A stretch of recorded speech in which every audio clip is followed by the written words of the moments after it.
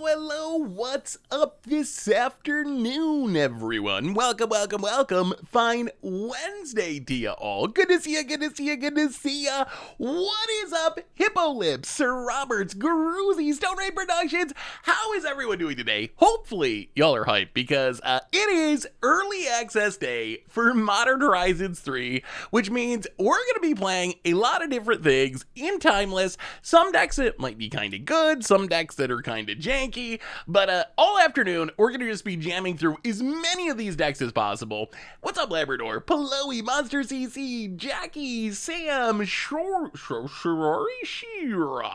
Let's go with Shira. I don't think that's right either. Winzo, how is everyone doing today? So if you've never been to an early access day stream, little different than a normal stream. During a normal stream, we play like one or two decks.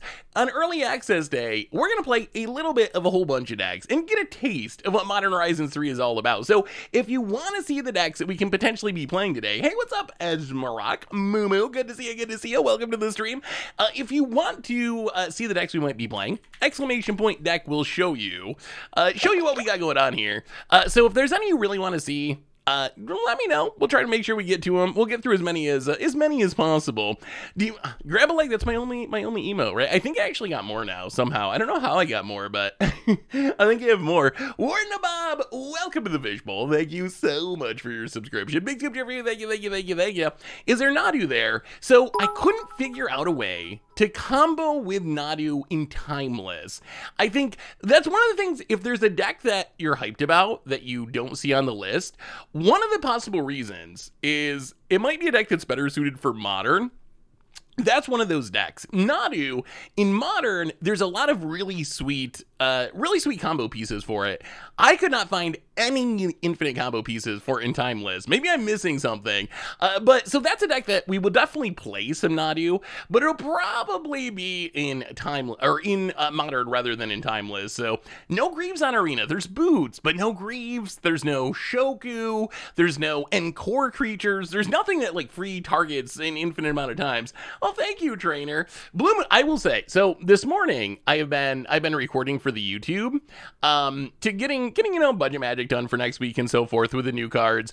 And my one takeaway, I will tell you before we get into our games, and we're going to jump right into it, but the one takeaway I have so far is I think that Tamiyo is busted, like actually busted. So one of the decks is coming up on the YouTube, so we probably won't play it today. I've been playing for the YouTube video some Tamiyo Blue Moon action with like Tamiyos and Harbingers and Flares and so forth. And Tamiyo, there are so many games where you play Tamiyo on turn 1 or turn 2, brainstorm to flip it, and then you just plus. The backside plus, one of the things I keep hearing people say about Tamiyo is, well, it just doesn't do anything. The backside doesn't do anything. The +1 on the backside is actually very impactful against a lot of decks. It shuts off 1 power creatures altogether. It shrinks 2 power creatures. So if you flip this on turn 2, it's actually very, very easy to go plus ultimate. And if you ultimate this, you win the game. Like when you draw 22 cards or whatever, half your deck on turn 5, there's really no realistic way of losing from there. So I am convinced that in brainstorm formats, Tamiyo is actually better than Ragavan. I think this card is actually like straight up busted. So Shuko, I might be a little dyslexic. That is possible. I've never been tested for dyslexia, but I've had many people say, "Are you dyslexic?" based on how I read things sometimes, which is probably a sign that I might actually be dyslexic, so that is a possibility. Anyway, let's do our reminders, and we'll jump into these games. So Replay YouTube, this week, invite all the old streams. Normal YouTube did some obliterating for Against the Odds today. Starting Monday, we'll have MH3 stuff going up for the gameplay on the YouTube, so keep an eye out for all that. Also, speaking of content stuff, I mispronounce things on purpose occasionally, on accident also occasionally, but like inverting a letter or something, I don't think I do that on purpose. Not on purpose. Also, speaking of upcoming content stuff, on Monday, Tomer's doing a charity stream. Gonna be Commander stuff, Commander games all day. We're doing a Commander Clash live episode for Tomer's charity stream Monday at, I believe, 1:30 Eastern time. So if you're hanging out on Monday, check out the Goldfish Commander YouTube or the Twitch. We're gonna have it streaming, so check that out if you're interested for a bonus stream next week. Sheer Uti, welcome to the Fishbowl. Thank Thank you so much for your subscription. Big tip, Jeffrey. Thank you, thank you, thank you, thank you. Yeah, that set is so much fun to open. I wish it wasn't so expensive because I think that prices people out, but those boxes were so much fun to open. Speaking of box openings, if you need a box, you can get them from our sponsor, Card Kingdom, over at cardkingdom.com/FTG Goldfish. If you get a free goldfish sticker, just let them know you want one in your order notes and they'll hook you up. So here we go. What are we starting with, chat? It is time. So I will say, here's a rundown of the decks real quick. We'll go over them super quick. So Chthonian Nightmare. Really excited because it's like a recurring nightmare, kind of like a loopy graveyardy, Insidious Roots Value style deck. So that's deck number 1. We have Crabomination Affinity, which is Affinity with Crabomination to cast up for free. Primal Prayers combo, Elves with new Eladrami, and also Wellwisher? Is it Wellwisher? Priest of Titania, but Elves with the new cards. Mono Blue Tameo Control, Rakdos Scam, which I think is like probably this is the deck that I think breaks Timeless. I do not see a world where this deck does not actually just be the best deck in the format. Flare Ponza, I think, is kind of cute. Flare Ponza, I don't know if this deck is good, but the idea is you can turn 1 Grazer or Kami and sack the Flare, and that gets you enough mana that you can be casting Stone Rains, Blood Moons on turn 2, sowing Microspawn to ramp even further, and then you get up to Waking the Trolls and Inferno Titan, so it's like a Turbo Blood Moon land destruction style deck built around Flare Ponza. No Soul Sisters, so Soul Sisters is another one. I built a Soul Sisters deck.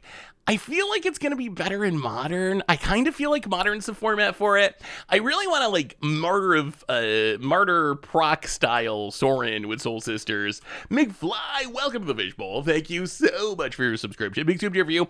Domain Cats in a Johnny deck. A Johnny Zoo is less domain focused and kind of like got Ragavans and so forth. It's not 100% cats, but it's still pretty cat focused and still a little bit domainy. Then we have 8 Goyf, which is like the rock with 8 Goyfs. Necro Scam is using new Necro with the Scam package. And then Eldrazi just casting big Eldrazi. So also worth pointing out, no Historic today. Originally there was Historic and Timeless, but apparently not enough people played Historic, so they shut down the Historic queue. So we're going to play Timeless anyway, because I think it's just better than Historic. But Ponza and Cats are my vote. You have some colorless ramp Eldrazi. This is like kind of colorless ramp. Well, actually, I guess this isn't really colorless because it's also a Flare Cultivation deck. I do have a colorless Eldrazi deck, though, that we could play. Just didn't add it to the list. Quill Swittery, welcome to the Fishbowl. Thank you so much for your subscription. Big tip, Jeffrey. Thank you, thank you, thank you, thank you. So what do you want to see, chat? What are we starting with? Give me your vote for deck number 1. You've seen the list. I can't believe the Flare Cultivation is getting me to play Abriel Grazer. Grazer. You want to see the Affinity deck? People want to see the crabs. Okay, there's a lot of people. All right, you know what? Let's do it. Let's Crabomination Affinity deck number 1. Hey, what's up, Lucid? Good to see you. Good to see you. We will play Scam at some point because I want to see if it's as broken as it looks. So what is the idea of this deck? Well, the idea is we play a bunch of artifacts, and then we play Frogmere Enforcers or Mirror Enforcers or Thought Monitors, and then we can emerge from artifact a Crabomination to make our opponent exile a random card from their graveyard and their hand and the top of their library, and we get to cast 1 for free. So let's see if this plan can actually work. I honestly don't know if this is better than like actual like normal Affinity. Is going into black and red actually the best way to build Affinity? We're gonna find out. We're gonna find out. Memnite is the biggest missing piece of Affinity, as weird as that sounds. Crabomination is just a cool card. Like, I'm excited for it because Crabomination is just such a neat design. Oh, here we go. A bearded MTG. Well, I gotta win this one. We can't let another beard beat us. Well. Oh wait, we got Ugin's Labyrinth too. Just nothing to put under it. I mean, we're gonna keep this. Ornithopter. Ugh. Into nothing. I mean, I still think we keep it. We're on the draw. We're gonna keep it. Please don't Karnas, bro. another Crabomination. Well, land go. We need. Oh, I wish we had something to put under this Labyrinth. This Labyrinth making 1 mana is gonna be very sad. So something we didn't play that I think is actually really good with this set is like Belcher style combos. No, I saw them looking at that land. Leaf ground. Oh, God. Okay. So, see, the problem with Crabomination is against a deck like this, even if it works, Uh, what are we stealing? Boom. Mighty, mighty Ornithopter, go. This is not looking great. This is not looking great. Can you move chat to the other side of the screen? Yes. Maybe. Possibly. Wait, isn't it better on this side of the screen? If it's on the other side of the screen, it's going to cover chat. I think we want it on this side of the, or it's going to cover the stack. I think we need it on this side because it covers, I can shrink it a little bit like this. But I think we need it over here because it doesn't actually cover any gameplay stuff. Take my hand. Opponent, just Barra's Sentinel. If it wasn't for the stack, it would be good on the other side. Moto's the opposite. On Moto, you want the chat on the other side. On the right-hand side. On Arena, I think it's better on the left. Opponent gets in, it says, yeah, this is not going to end well. Even if we draw Spire of Industry. So you play Spire of Industry. I just want a Crabomination before we die. Yeah, I mean, Elves on the play. If you don't have a Wrath, Elves are gonna get you.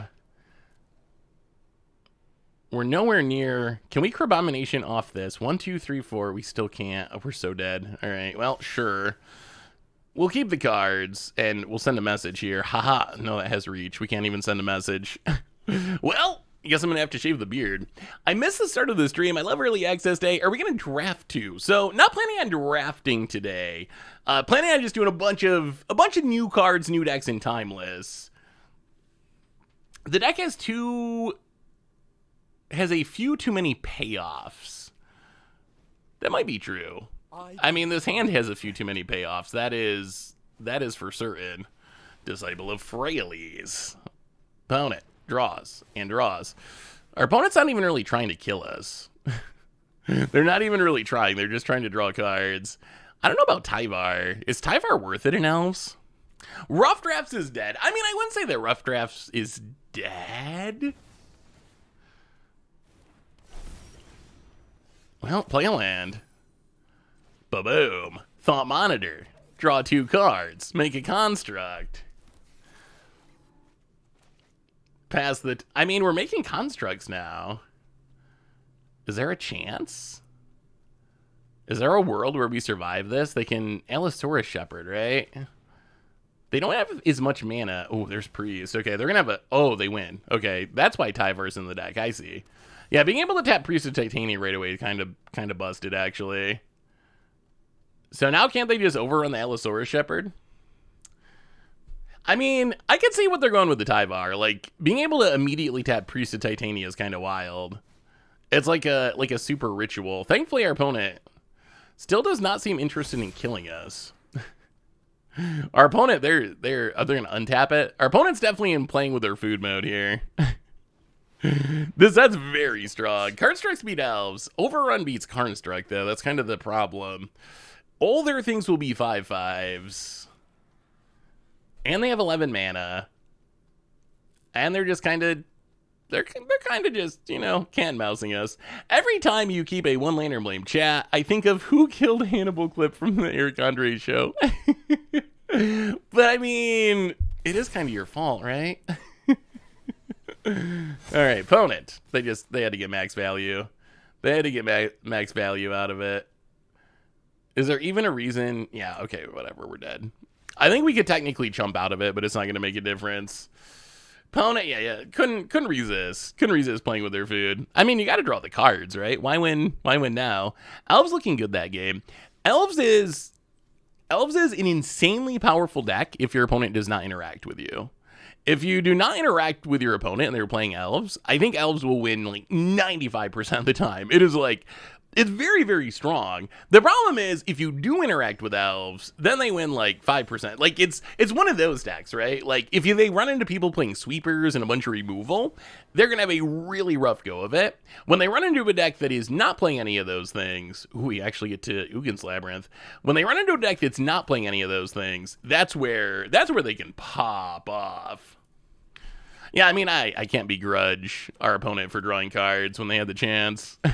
I probably would have done the exact same thing. Well, Mistfall Bridge. This hand's actually kind of good. So we can Uggin's Labyrinth, exile the Frogmere Enforcer. We get to the Thought Monitors pretty quickly. So let's play a Shadow Sphere. play Dross Forge Bridge. I mean, we get to Thought Monitor next turn, right? Pass the turn. Oh, what's the Philia? Philia. Is it Philia? It's probably Philia. Green screen's off a bit. I swear my camera moves. I think it's ghosts. Is it possible that my house is haunted? My camera, it just like, if that happens, it's because my camera starts off right and then it like slowly drifts. I think it's got to be ghosts. Hey, what's up, Ansky? How are you? Good to see you. Bona gets in, hits us. Down to 18. Necrodominance. Okay. Pretty good card. How much are we paying, opponent? How much are we discarding to hand size? I mean, Necro's scary. We got a Necro deck. The mono black deck with Necro, I think, is pretty scary, too. Oh, maybe it's bear. It's probably the cat. I swear to God. Okay, so Cece, this Cece. Oh, so I went out shopping on Friday, right? And Cece needed food, and she's already very picky. She's very spoiled. She won't eat the dry food. Nah, it's below her or something. Snobby C's. She won't eat the dry food. So I got to get her the wet food. But I made the mistake. I didn't realize. Not only will she not eat the dry food, it's got to be wet food. It needs to be what is it called? Pate or whatever. It's like the solid. If it's the shredded wet food, nope, won't do it. It's got to be the solid kind, like the pate kind. So I accidentally got the shredded kind, and she spent the next 4 days meowing constantly. Like, she would not eat it. She would not eat it. She would go and just like move it around and like hit it off the plate, off of her bowl, on the floor, and then just meow and meow and meow. So I actually had to go back out shopping again just to get the other food, just so she would be quiet finally. Cats, I'm telling you. We got a lot of Thought Monitors. Let's play this Ornithopter. So Thought Monitor's down to 3 mana. We can play this. Should we just play the Frogmere? We should probably just play the Frogmere. Play the Frogmere for 1 mana. Play Darksteel Citadel. Play Thought Monitor. Now we need our Carbomination. That's what we're missing. I have not built a Phalia deck yet. So what I realized about this set when I was working on deck list for today and just for the YouTube and stuff, is the problem I have with this set is there's too many good brewer rounds. Like, that's the issue. It's like so we got like 10 different decks today. There's a couple more for the YouTube. There's other decks that I'm still working on, and that's only like scratching the surface. This set is so incredibly deep. For a lot of sets, we're interested in 10 cards or something. It's gotten a lot better. It used to be way worse. Wow, just hardcast the Grief. But for a lot of sets, there's a small number of cards that are actually like interesting. Wow, and then they get to blink it. It does die, but opponent going to go attacking. Going to blink the Grief. Wow, this is actually kind of brutal. I mean, we get to kill the dog, but then they're going to take our second Thought Monitor. Oh, this is so sad. Oh, see, these Evoke Elementals, I'm telling you, are going to be banned in Timeless. There is a 0% chance. I don't even know if it'll make it to Bloomborough. Like, I imagine these are like emergency ban cards in Timeless. I don't see it. I don't see a world where that does not happen. Mere Enforcer. You could do a 4/4. What do you mean you could do a 4/4? Or I mean, I guess restricted then. Yeah, I mean, that's the difference, right? There's just there's so many cards. Not that all of them are actually going to be good. They probably won't all be good. But there's enough of them. Oh, I see what you're saying. I should have retrofitted Foundry. Yeah, that is true. I just want to crab people, though. That's the whole point of this. Let's equip to the Thought Monitor. Let's play the Mirror Enforcer. I mean, I think we're, like, winning this game. I'm just not happy about winning this game. I don't want to be winning this game. I want to be doing cool things. And we're not doing cool things. We're getting griefed a million times. Do you think they'll be banned before Show and Tell? I think Show and Tell is probably unplayable with Scam Around. Or no, I don't want to say unplayable, but I think I don't think that Show and Tell can be the best deck in the format, because I don't think it can beat getting Thoughtseize 2 or 3 times on turn 1. So I just think I think it's automatically Scam will be the top tier deck, because no matter what your opponent's doing, if they get Thoughtseize 2 or 3 times on turn 1, they're probably not going to win the game, right? So I think that's kind of the issue. Let's make a servo.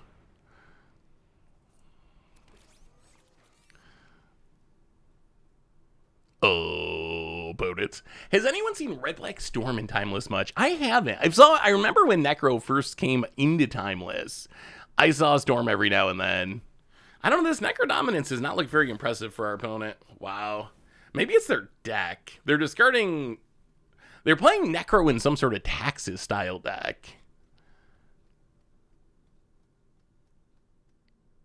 Which just doesn't seem like a great use of Necro.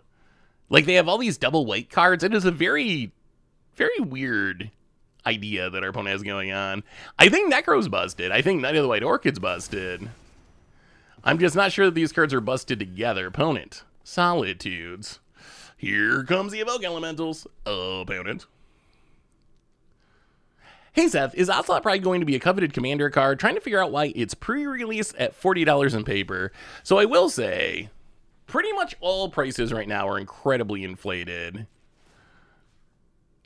So that's a big part of it, is that prices are just absurd at the moment. Well, let's get in with the Mirror Enforcer.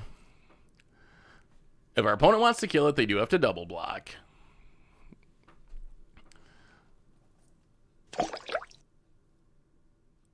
Opponent. Doug, welcome back to the Fishbowl for this 67th month. Thank you for your subscription. Big super trivia, thank you. All right, dorks down, opponent. Goes back up to 7, unfortunately. Well, we will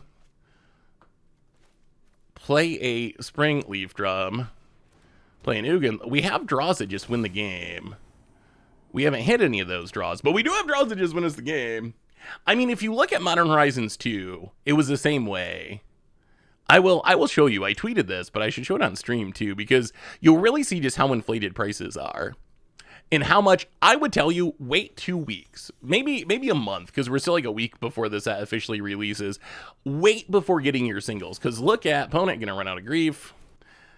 Look at Modern Horizons 2 here. Yes, you can grief for no cards. Look at Modern Horizons 2 here. Go back to when the set was first releasing, the price chart. Let's go back to 2021.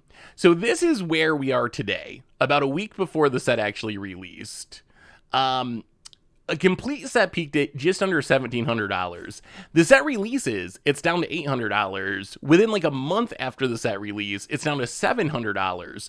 So these cards in Modern Horizons 3 are going to lose like 60% of their value in the next month.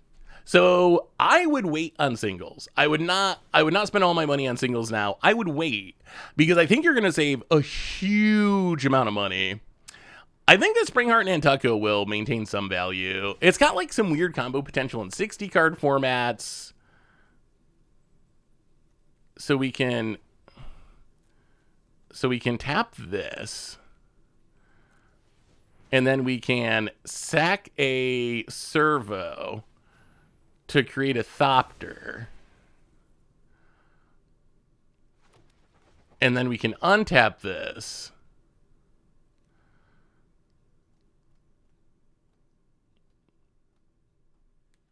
Just die, opponent, my god.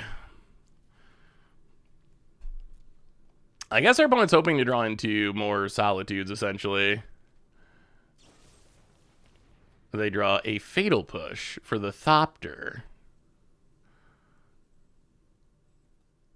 Okay. And passes. We draw a Mirror Enforcer. My goodness, this is so annoying. Angel Bell. Let me see, Doug. About it. Grieves again. Now we can put this on the Ornithopter.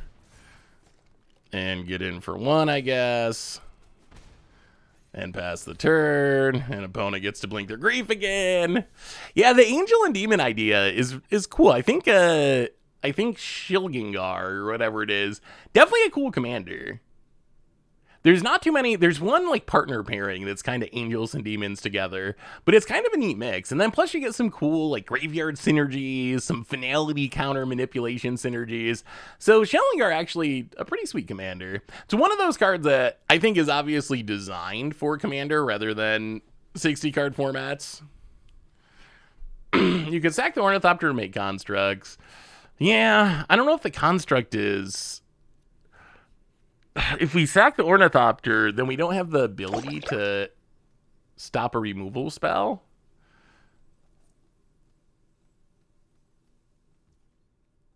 Opponent goes to combat. Opponent gonna pass. Well, they're not going to be drawing too many more cards at the moment. They probably have a Solitude. All right, so it's 3 to untap. So if we make a servo... If we make a servo, then they can kill the Ornithopter. But we need to make a servo. Like, I don't think just upgrading to a 4/4 is that good here. You think it's worth it? I mean, we could try to upgrade it to a 4/4, but then if they have a removal spell, we just have nothing. We're just gonna make a servo. About it.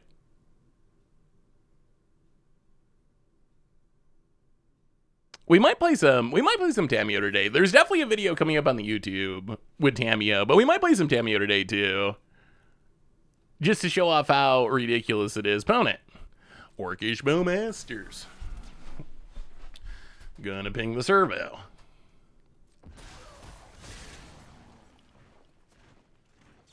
And Fatal Push to kill the Ornithopter. And then connives with Spymaster's Vault. Oh my god. So incredibly obnoxious. How's Crabbing going? I mean, I think this is definitely one of the weakest decks that we're going to play today. So far, not so good. Springleaf Drum. Classic Magic card. So play a Springleaf Drum. Pass the turn. As has been one of the more annoying experiences I've had in a while. So opponent gets to discard 2 lands. It's cool to see the Spymaster's Vault doing a thing. Opponent goes to combat. Opponent gets in with everything. Down to 25. How many cards do they have left? 33. About it. I mean, they need to find a way to gain life, right? Or they're just locked out of the game because they don't get to draw cards anymore. So we will make a servo.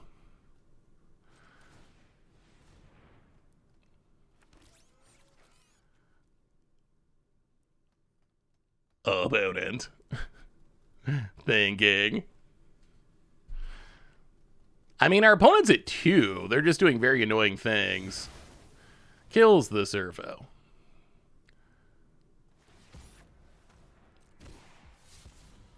Knives 1. What do you think about Buried Alive in Modern? Grixis Phoenix. That's probably going to be the most common use, I think. We draw a land. Well, play the land, pass the turn. So, wild idea. Brewing Demir Hand Trap using Cephalic Coliseum plus Narset and Tamiyo seems fun. Also had the new frog, maybe. Ooh, that is a pretty wild brewing idea. Yeah, I mean, we're pretty much to the Hardcast Crab part of the game.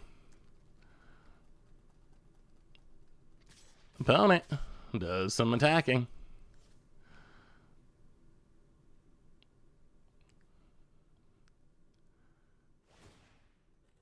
And gonna blink an Orcish Bowmaster.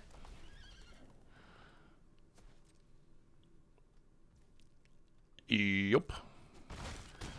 Down to 19. A crab would be sweet. If we drew a crab, at least we'd be doing something. So opponent gets back the Bowmaster. and pings. I mean, we can try. In theory. In practice, I don't have much faith that it's going to work, but we'll see. Opponent. Are we drawing our one card? No. All right, so I imagine they're holding another removal spell, but we're going to see. So, we can make a servo.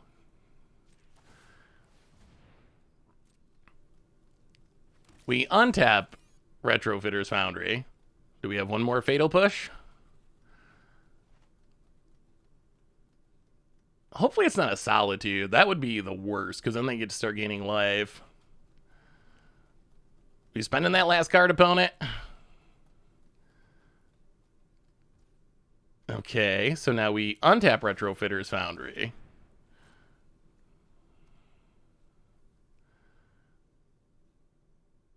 And come on. All right, there's the last Fatal Push. Well, our opponent is officially finally out of cards. And we're not dead on board. We draw another Retrofitter's Foundry. Do we even want another Retrofitter's Foundry? 1, 2, 3. So we need 5 mana? So it's 1, 2, untap for 3. We have 6. Yeah, we can play it. All right, play the Foundry. Pass the turn. All right, opponent.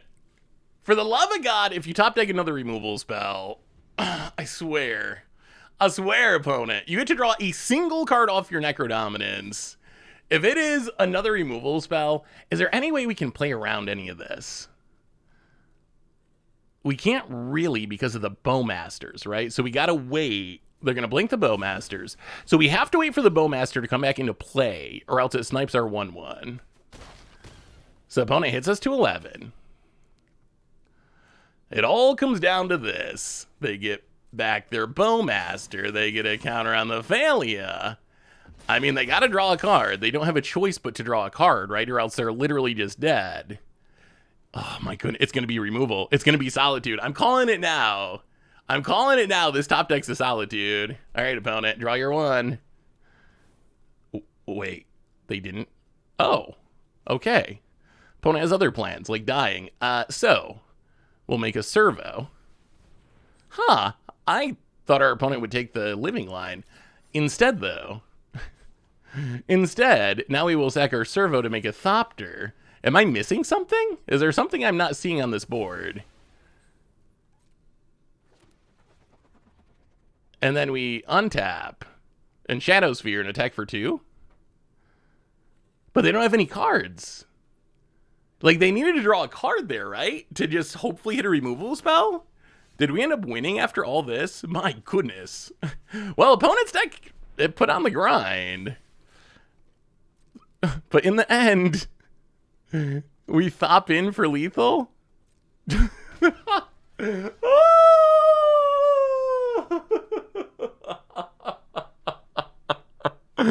Wow. That was a game.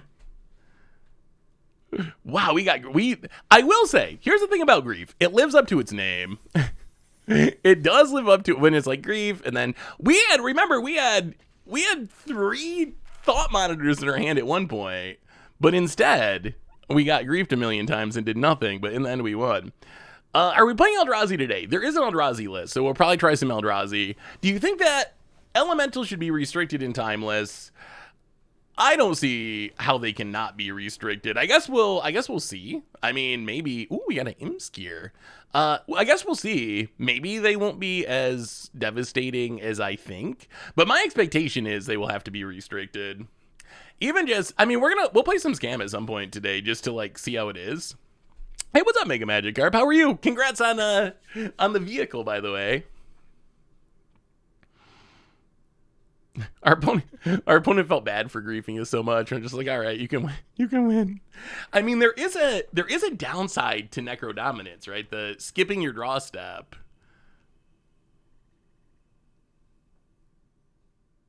Oh, are we getting like actually scammed? It's so funny that WotC doesn't use the scam name. They won't use the scam name. I guess we can do the the thing. Retrofitter Foundry. Haha, Ornithopter. 4/4 on turn 1. How can you beat it? No one's ever beat a 4/4. How does a power ceiling look? Is Kappa Cannoneer in this deck? It is not in this deck. So the idea of this deck is to Crabomination. I'm not sure that Crabomination is the most competitive way to build Affinity. It's one of the like spiciest and most fun ways to build Affinity. I think in a non-Crabomination Affinity deck, then Kappa Cannoneer going to be very good.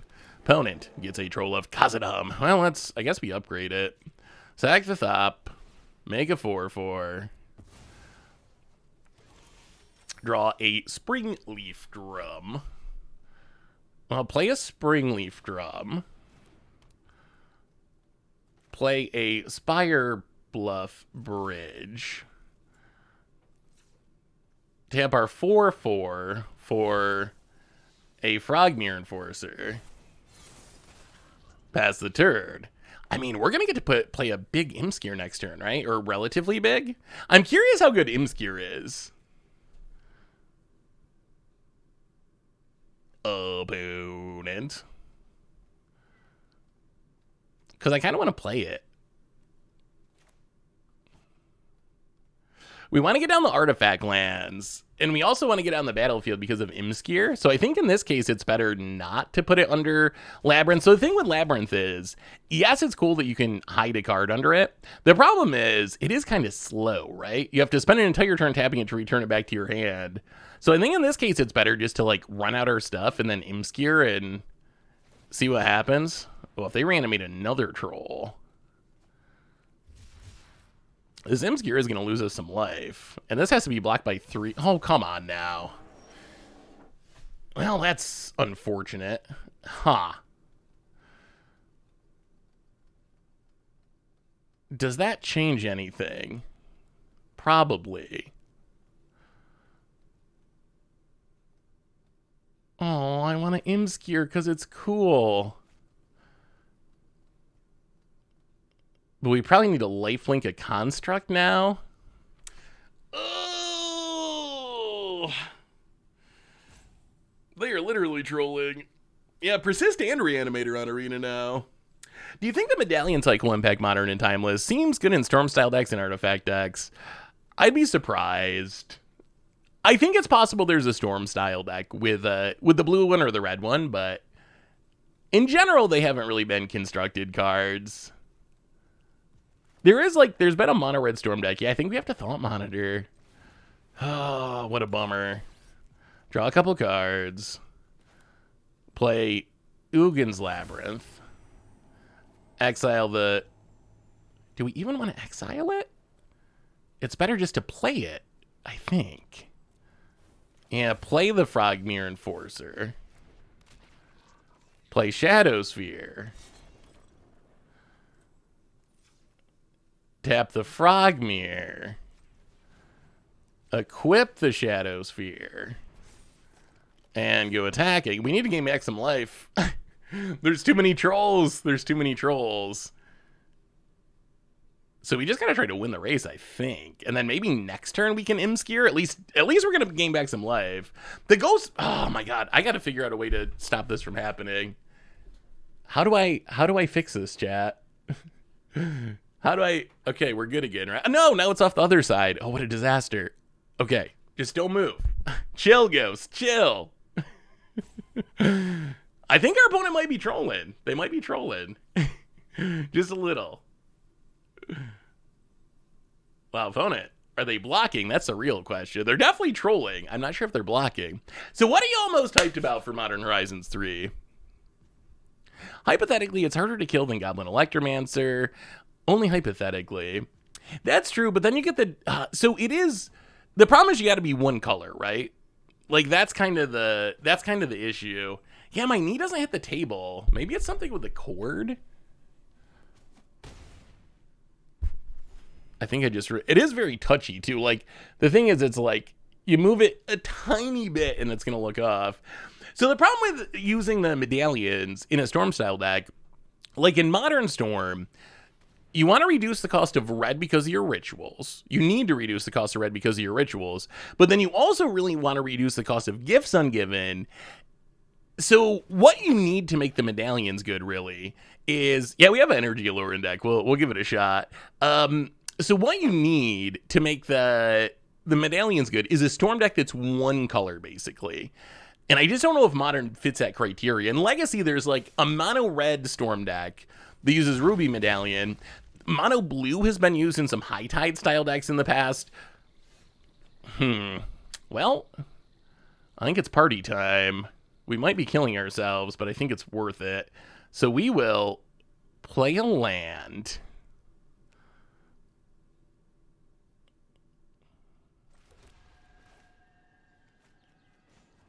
Okay, how many artifacts are we going to die? 1, 2, 3, 4, 5, 6, 7, 8, 9. We might be killing ourselves. Well, if you got to die drawing cards. That's my motto. Imskir. So we're going to draw 5 cards, I think, and lose 5. Oh, it's rounded down. It might be 4. So draw some. If we get... No, you don't have Bowmaster. No, you don't. No. No, we played the Thought Monitor and you didn't do it. Have you been slow? If they're slow rolling a Bowmaster, we're super dead. No, they might be.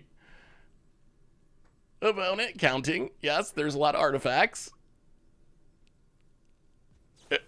Oh! All right. Yep. Yep. And death. Imskir can throw a Fragmite at them for 7. Yeah, except it costs 1,000,000 mana. Like, we just don't have enough mana to actually activate it. Well, yeah, we got hardcore trolled. We got to see at least one crab, right? The whole point of this was to play a crab.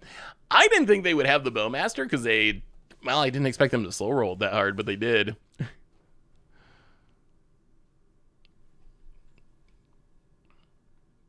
There could be a mono red storm deck in both modern and timeless with all the new cards, new Row, Medallion, Grape Shot. Also with red, you get Past in Flames. But what like card advantage and card draw do you get? I think that's a challenge for mono red. That's the challenge there, right? Like, how do you churn through your deck? So Manamorphose is good, but I think you need more than just Manamorphose. So I think that's kind of the challenge. It'll be interesting. Grist, Voracious Larva. Well, draws Forge Bridge. Go. Every day I don't get crabs, I'm happy. And here you are wanting crabs. I just want to see a Crabomination once. Just once. And then we can move on to the next deck. We can't switch off this deck until we see a Crabomination. Well, run out some stuff. Pass the turn.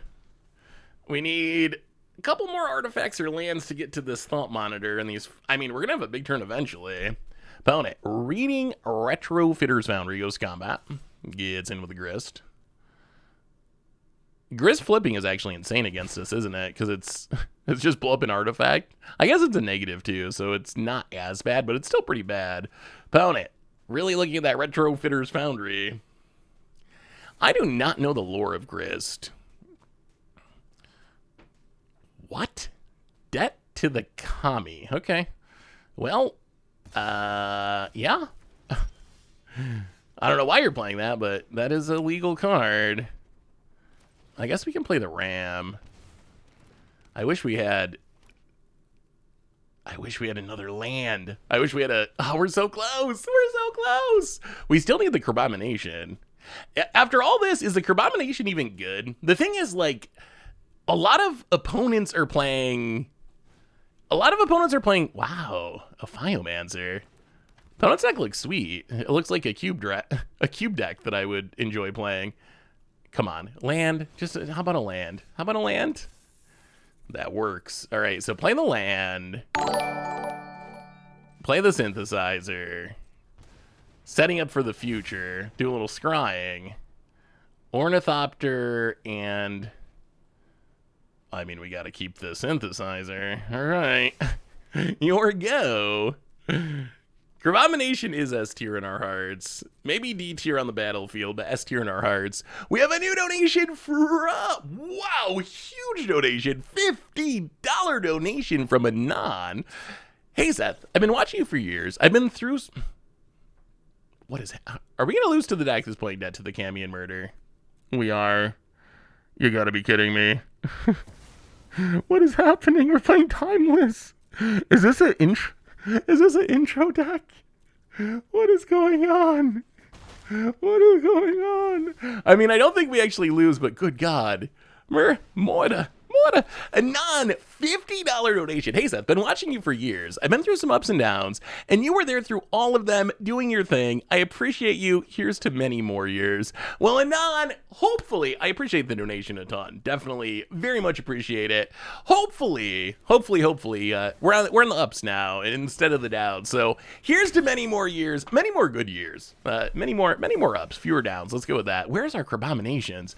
I mean, we're just gonna win this game. All the Gris Phiomancers in the world are not going to beat 2 Simulacrum Synthesizers. Yeah, okay. We'll make a board. And then, you know what, opponent? Take 0. That's for murdering our Germ token. This aggression will not stand, man. This aggression will not stand. You gotta respect them for trying. You ever done one of those 15-15s, and we'll make sure it ends here. Put you on the Ornithopter, go to combat, we'll attack a smidge. Hey, what's up, Cat Man? How are you? Any Warren Soul Trader decks? I don't have a Warren Soul Trader deck. The thing about Warren Soul Trader is it goes into a lot of the decks that we've already played. We've played quite a few infinite sacrifice style combo decks. Using other sacrifice outlets, this one's just easier and better in most of those decks. It's a early access day, so everyone has access to the full account. That's what makes it funny, right? Is it's a choice because everyone has it. We got to see a crab. If we don't see a crab this game, we might switch because we're not just gonna play this deck all afternoon. But I really want to see Crabomination once. Today, like, everyone has access to all the cards this game, so murder is a choice. It's a choice, not a necessity. Mono Red Strobe deck could use Reckless Impulse, Surrender Resolve. Ooh, I didn't put it on the list, but I built a Party Thrasher deck with those cards. Let me see if I can pull it up. This one didn't make the list. Timeless Party Crasher. But yeah, Party Crasher is kind of neat, right? Giving your non-creature spells from exile Convoke. So in theory, I think you can build like a pseudo combo deck where you play like a Young Pyromancer or a Pianalar, something that makes a token whenever you cast a spell. And then you just, like Reckless Impulse, you can use the tokens that your creatures make to cast the next one for free into Ren's Resolve, into Questing Druid, the Seek the Beast, chain them together, grow your Soul Scars, grow your Party Thrashers, grow your stuff. So it seems like an interesting build around. Oh my God, we got crabs. Okay, this is it. Oh, okay, we just gotta live long enough, and then we can move on. I just want to see this crab hit something horrible. I'm sure the problem with crabs, right, is Timeless is a human token. What does human token mean? Did we ever figure out what human token means? Is that WotC staff? The problem with Crabomination in Timeless or in like Modern is a lot of people are playing pretty efficient cards, right? Most decks are built around efficient cards. So kind of the issue is, what are you going to be stealing from your opponent? I feel like this card's wild in Commander, where people are playing like a lot of these big flashy effects. That's where Crabomination, you hit your opponent's, huge card draw spell, their 8-drop or something. I don't know if we're going to hit anything too high value in Timeless, though. That's my worry. We'll see. Maybe this is a matchup where opponents got big stuff. Hitting an Eldrazi would be sweet.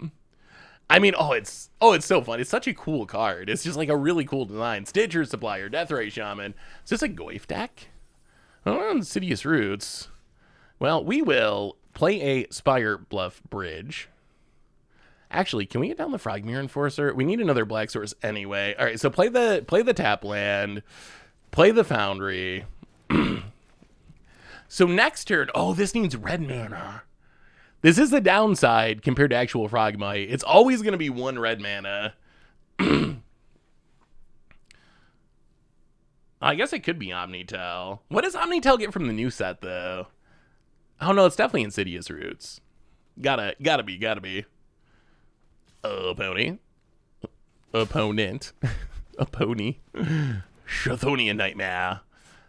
I'm really intrigued by this card. Recurring Nightmare is one of my favorite cards. It's so fun to build around.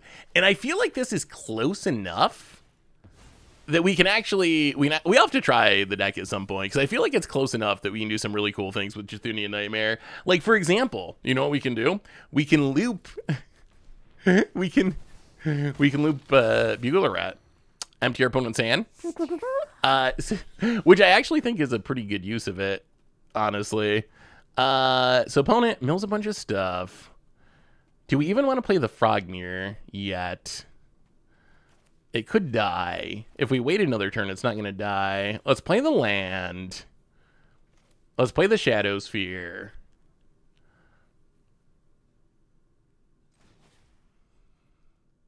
Play the Shadow Sphere. Play the Retrofitter Foundry. Pass the turn. I mean, next turn, we are crap big about it. Come on, don't kill us this turn. We're gonna hit like an Insidious Roots or something. Pound it. You can exile the land. Oh, come on. This crab, after all this hype in 5 games, hopefully this is worth it. Chthonian Nightmare. I mean, if I say Chthonian or weird, there's not many English words that have CHTH in a row. I'm just saying. I don't know if this, a lot of them are a me problem. I don't know if this one's a me problem. I don't know if this one's actually a me problem. Opponent gets a grist.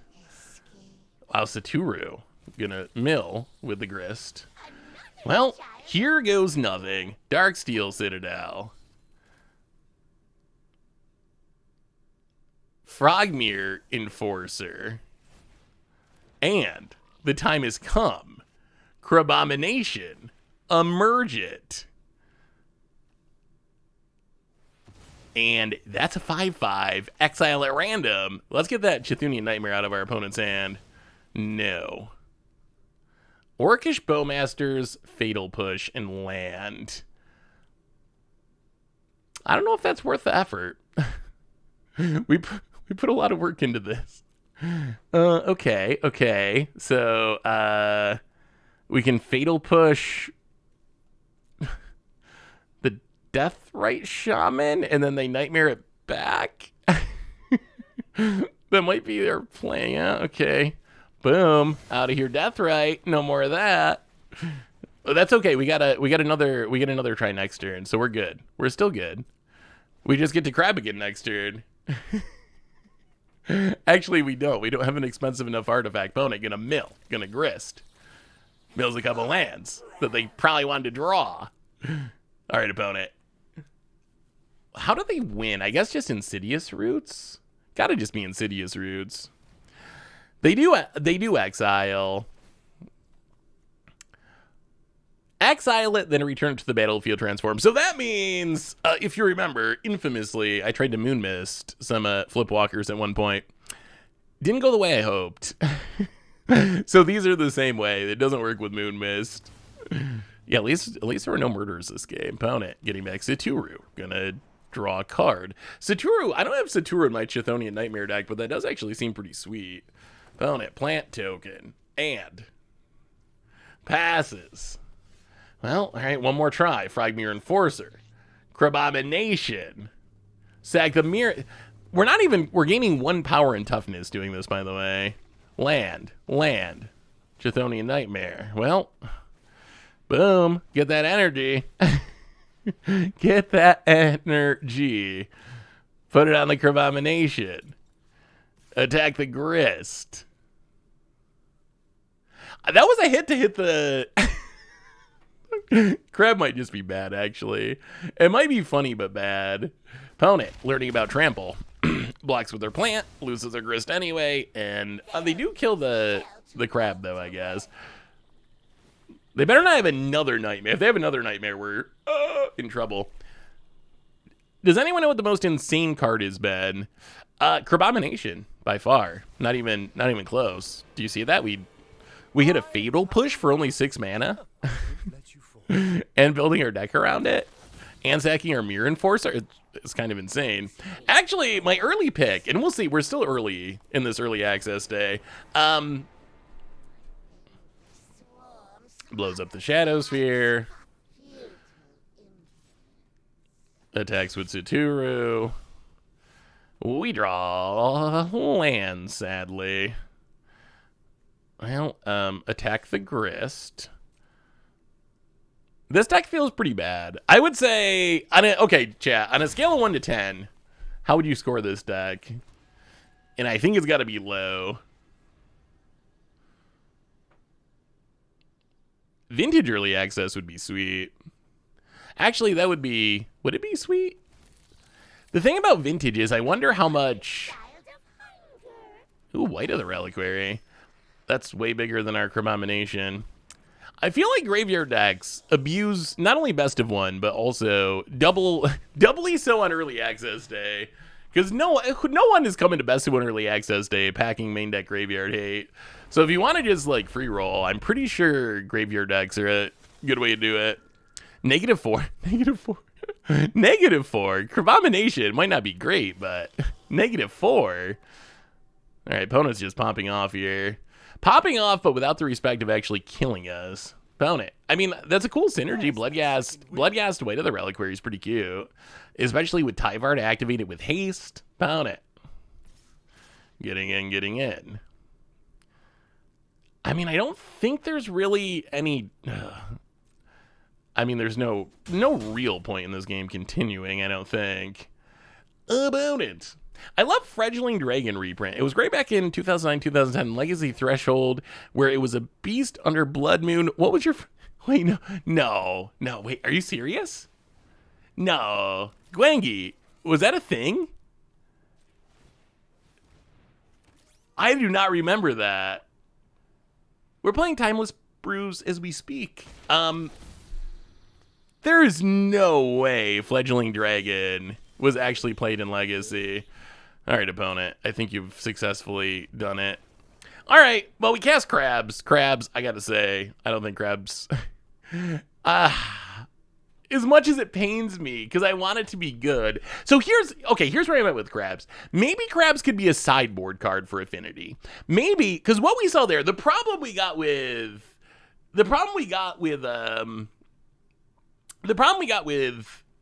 Crab there is we just didn't hit anything good, right? We did all this work, we sacked our 4/4, and our end result was we got a Fatal Push or a Chthonian Nightmare and a bunch of lands. So maybe it's a sideboard card for Affinity where you bring it in.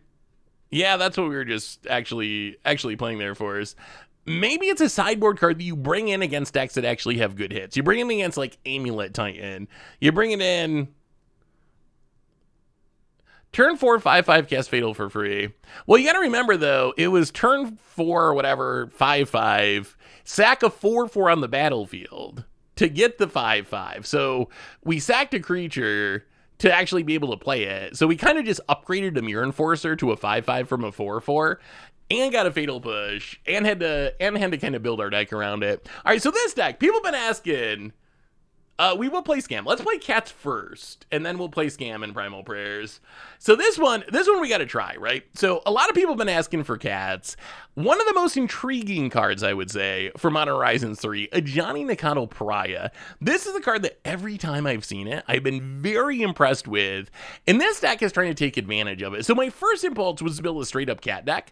The problem is, red cats are very lacking, and for a Johnny to be fully powered, you want its backside 0 ability to actually deal damage. So you need a non-Johnny red permanent.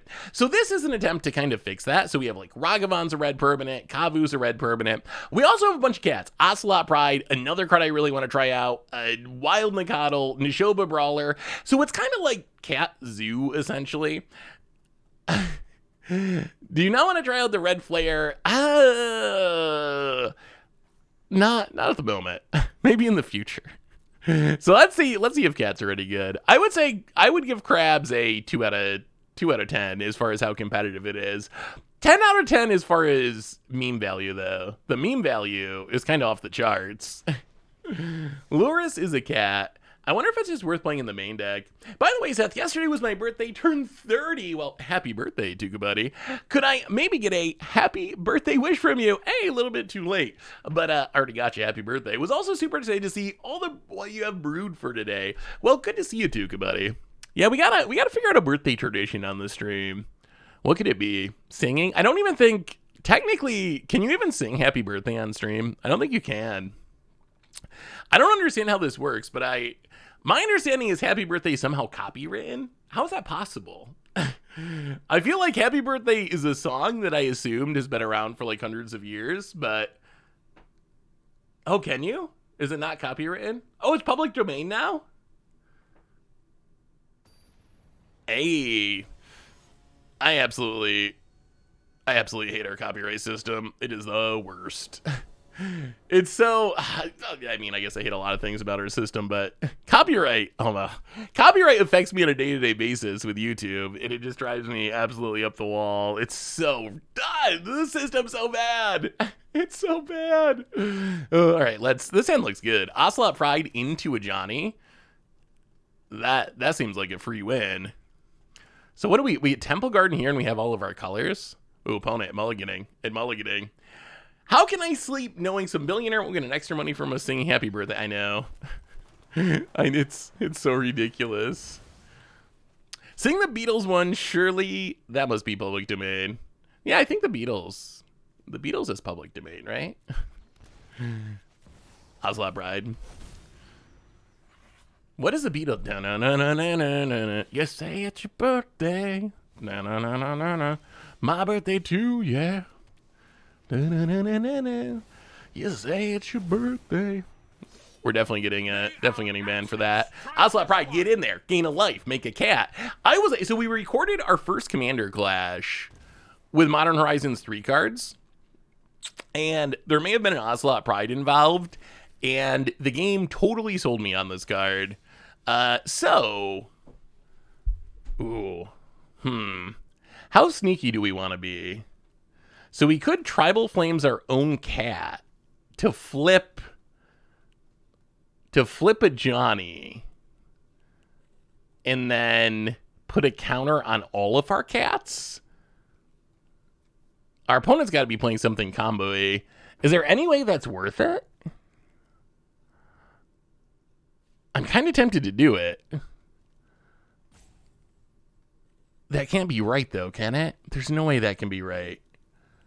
What else are we going to do? Dash Ragavan? Play a Brawler? Yeah, attacking's so dull. All right, let's just attack. We'll do the boring thing. Get in, hit ya. Down to 12. Play a little Brawler. Make another token. All right, opponent. Kill us if you can. Michael Jackson had the Beatles, right? Don't know if it changed hands after his death. All I know about the Beatles and copyrighted... Oh, this might be a scam deck, too. Malakari Birth makes me think scam. All I know about the Beatles copyright is for a long time they were not on any of the... Okay, yeah, I mean... Scamming on turn 3 or 4 is not as scary, but sure. Opponent griefs us. Gotta take the Tribal Flames, I'm pretty sure. Not dead after all. Alright, opponent did the thing.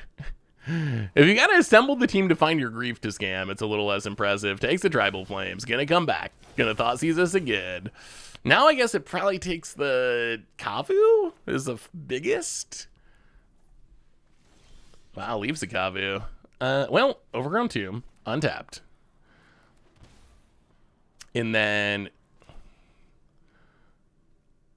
Wild Nikadal. When do we get the City's Blessing? We gotta be close. There it is. Go to combat. Oh, wait. Do we just win? Our opponent's grief is tapped. Oh, we hit to 1. All right. And a Kavu, an end of turn, Ocelot Pride, double tokens. Ocelot Pride's kind of popping off. It is kind of popping off. I think they will end up restricting.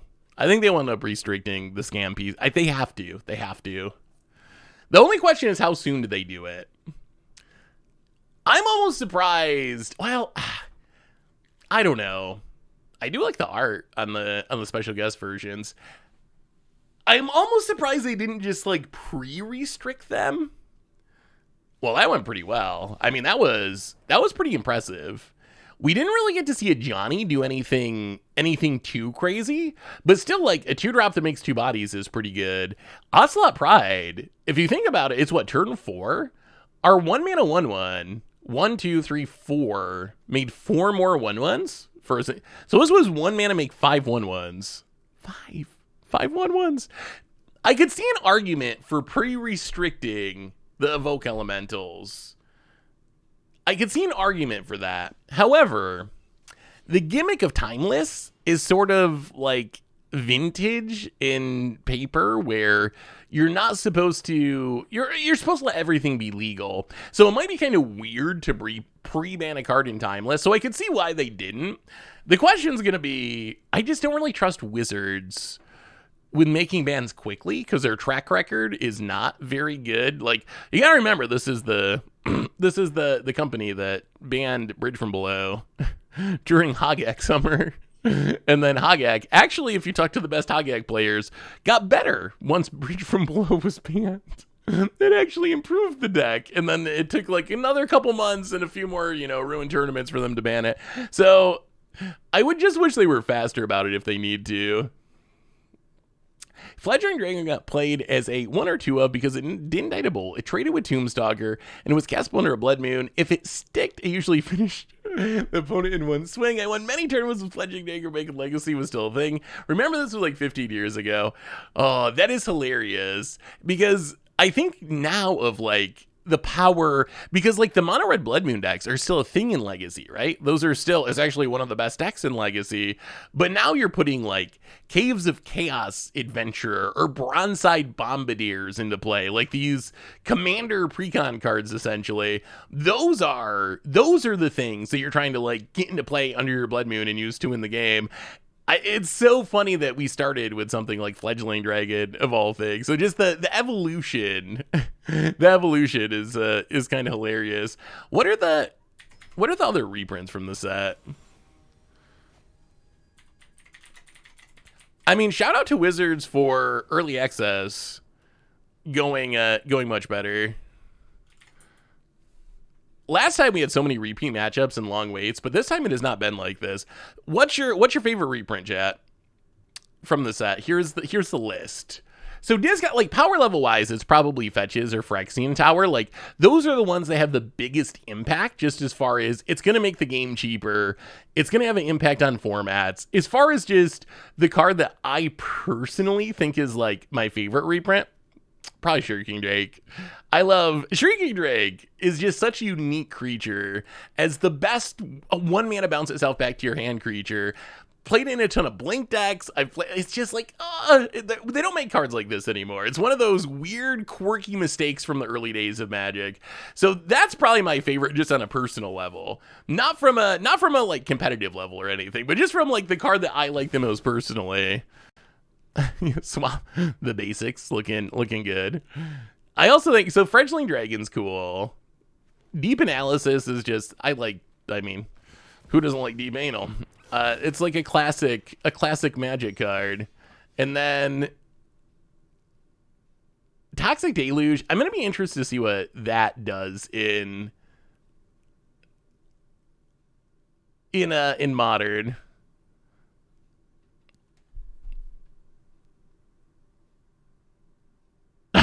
Oh yeah, that might have sound, that's just the nickname of the card, but that actually might have come out a little worse than I realized. Oops. Let's take a Sacred Foundry, I think. We need red mana. We gotta bolt the Ragavan. Yeah, all right. Actually, can we play Ocelot? How risky is it to just play the Ocelot?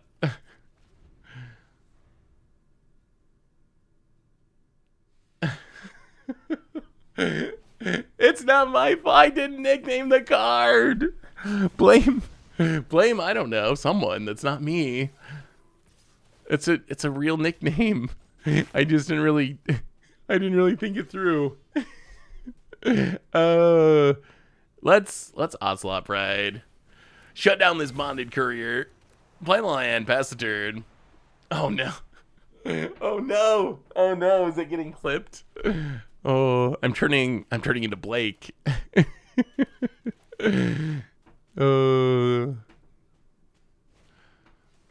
Evanson's Pilgrim. Wait, is this Ocelot Pride just gonna shut him down? Oh my goodness, it is. 1 mana, 1/1 first strike. Unbeatable. Unbeatable. Alright, we'll grab the Triome. And I think we go attacking here. If our opponent blocks, we can bolt something and kill both things. Alright, opponent's not gonna block. So instead, we will play a Forest and a Brawler. And we'll pass the turn. And we'll make a token. This Ocelot Pride seems really good. Is Ocelot Pride actually good?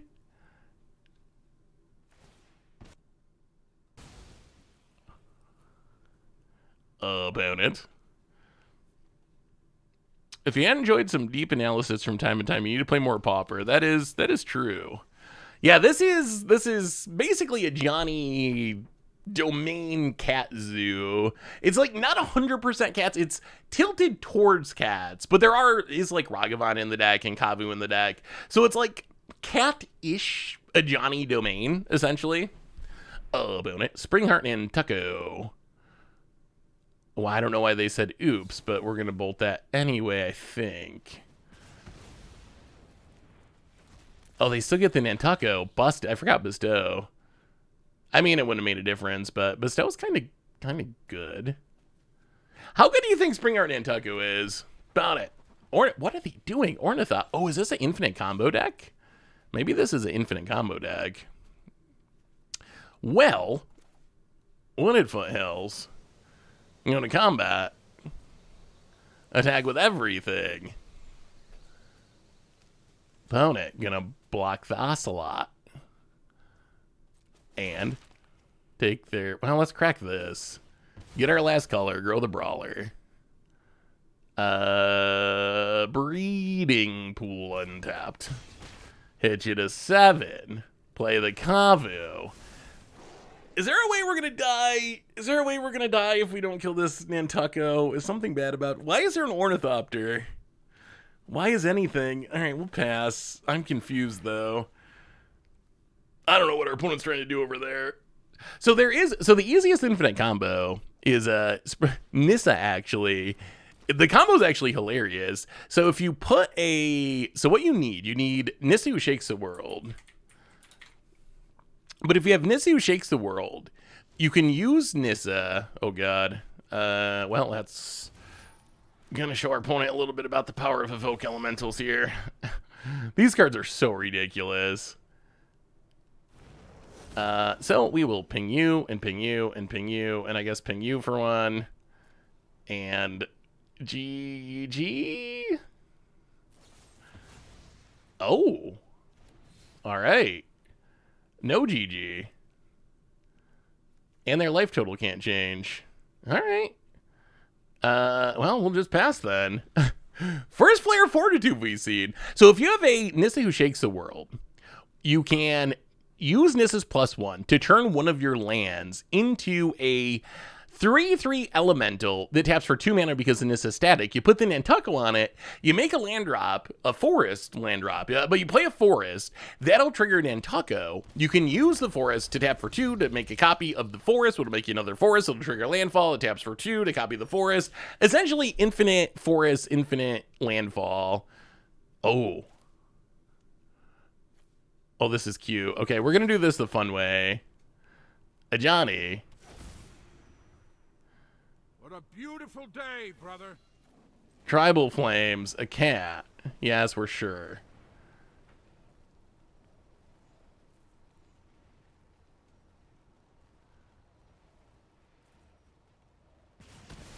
Flip a Johnny. Haha. Yes, please. A Johnny. make a cat. Will be punished. This is where Johnny's so ridiculous. 1, 2, 3, 4, 5, 7 creatures, 7 at the face, and that's a 0 ability. That's also making a 2/1 cat. It is kind of... Is this another flare? Are you flaring me again? Opponent. Well, I'm actually glad we played it that way. Because now we have a Johnny on the battlefield, which is better than just firing the tribal flames at our opponent's face. So as awkward as that play was, I think that was actually like the correct line against the Flare of Fortitude deck. Opponent of their flares, my goodness. Opponent. Yeah, Flare's interesting. I don't know how much play it's going to see in 60 card formats. Opponent passes. We will just do the Johnny thing again.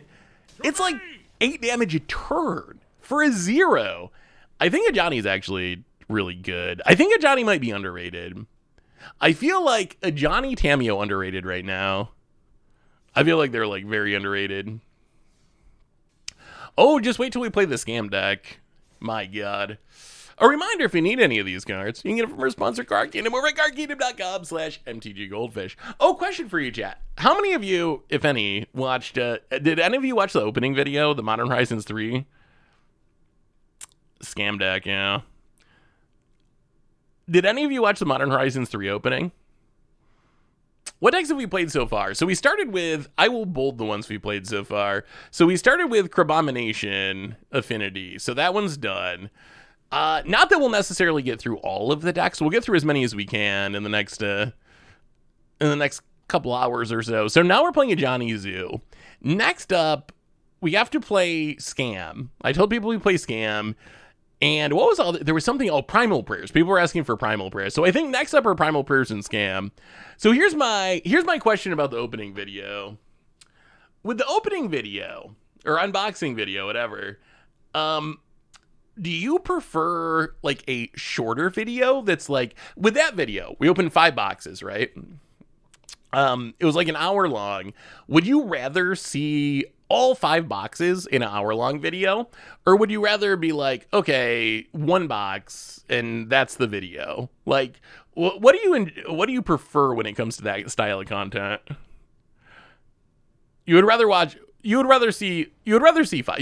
have an hour-long video opening 5 boxes than a 15-minute video opening 1 box, basically. Okay. Maybe I'll do it again in the future then. Because so far I've always just done 1 box. But maybe longer is actually better. I thought this set I just wanted to open a ton of, because I opened a case of Modern Horizons 2, and it was, oh man, I was so happy I did. I had so many Ragavans and Evoke Elementals. It just worked out really, really well. So I think we can just take planes. Let's just take planes. Take the planes. Play the Pride. Pass the turn. And down goes the cat. You really need to organize your cards as you open. It was very frustrating to watch cards get skipped because you missed the last cards in a pack. Wait, I missed the last cards in a pack? How is that possible? That's like the good card. There's no way I missed the last card in a pack. I know I kind of skimmed through the commons and stuff. I don't know how we managed to get 6 6s. The distribution of those boxes was weird. It was so weird. Pride cometh before the bolt. Ooh, Johnny. I mean, I guess we just play that. Let's Wooded Foothills. Crack it. Get a Stomping Grounds, I think. Oh, we don't have a Stomping Grounds, I think. Get a Steam. So if we get a Steam Vents, then we need Black-Green, which we cannot get off Arid Mesa. So we could take Overgrown Tomb and then Arid Mesa, get Steam Vents, and then we have all of our... Yeah, let's do that. Overgrown Tomb. Untapped. Johnny. Here's a Johnny. Alpha Investors open packs and put them in piles pretty neatly. It'd be fun to see something similar. Oh, reindeering. Oh, I will do my best. No promises. I mean, you should see my office. I have I have let's see, what is this? So I have there's a commander deck here. This is just within arm's reach. So commander deck here. I don't even know what this pile of cards is. Oh, part of a commander deck. This is, what is this? Oh, these are the cards. These are the leftover cards from the mystery box opening. Those are safely kept over here. Let's see. More. Oh, this was another old commander deck. Yep, part of it that I didn't bother to tear apart yet. Oh god, some basics. If anyone needs a forest, Kafu and Amped Raptor. This is actually an interesting turn. Oh, we're running out of time. Go to combat. Get in with the cat. Opponent takes it. Oh, I think we have to Fury here, as awkward as that is. So Fury. I guess we should have done this before combat if we were worried about that. Well, Fury. Pitch Tribal Flames. 1, 2, 3, and 1. Fury is really good. Kill them both. Play a Brawler. If only Fury was a cat so we could evoke it and flip a Johnny. That's all it's missing. I mean, I know neat piles are a thing. I've heard of them. I've never seen one personally before, but I know they exist. It's kind of like, I don't know, elephants, whales. I know they exist. I've never actually met one, but I believe. Oh god, I've been waiting to ask you about this, chat. I watched this this documentary about flat earthers, and my brain cannot comprehend how do you get there? How do you get there? Yeah, I'm pretty sure whales exist. I'm pretty sure. But how do you get to the point where you think the earth is flat? Like, what is going on in your brain? Like, how is it possible? That one just gets me. Because it's like, I understand that some things are complicated, right? Some things are complicated. They're tricky. You can't expect everyone to get it. Not everyone has the same, whatever, education, advantages. But the earth being flat, how do you end up there? Yeah, that one doesn't take any deep analysis. That one's just straightforward. Wow, they killed our Johnny. Now we're like a tribal flames away from maybe winning. Well, get in with the Brawler. I wonder if we should be playing the Amped Raptor. We could play Amped Raptor. Actually, maybe we should. It's not a cat, though. Opponent going to double block. Well, we'll kill the... Actually, should we kill the Deathrite? What is our most realistic way of winning this game? Oh, I guess they're both going to die, aren't they? Okay, just kidding. We'll put Deathrite first anyway. And I think Amped Raptor is very strong. I just didn't think of putting it in this deck because I was focused on getting as many cats as possible, but it might just be worth it. Opponent, breakout number 3 into a Johnny. Where shall we hunt today? And opponent, gonna go attacking. We really would just like to draw Tribal Flames. That would make us happy. That's all we need. That's all we need. Australia isn't real. I did hear that too. That one's even more absurd to me. How do you end up believing that Australia isn't real? That might be the funniest belief of all. Opponent getting their Lurus. I mean, it's gonna come down to opponent attacks. Come on, deck. Once this Lurus comes, things become very bad for us very quickly. Thin the deck. Tribal Flames off the top. You can do it. Magic Gods. Wait, did they attack their... Is it worth blocking?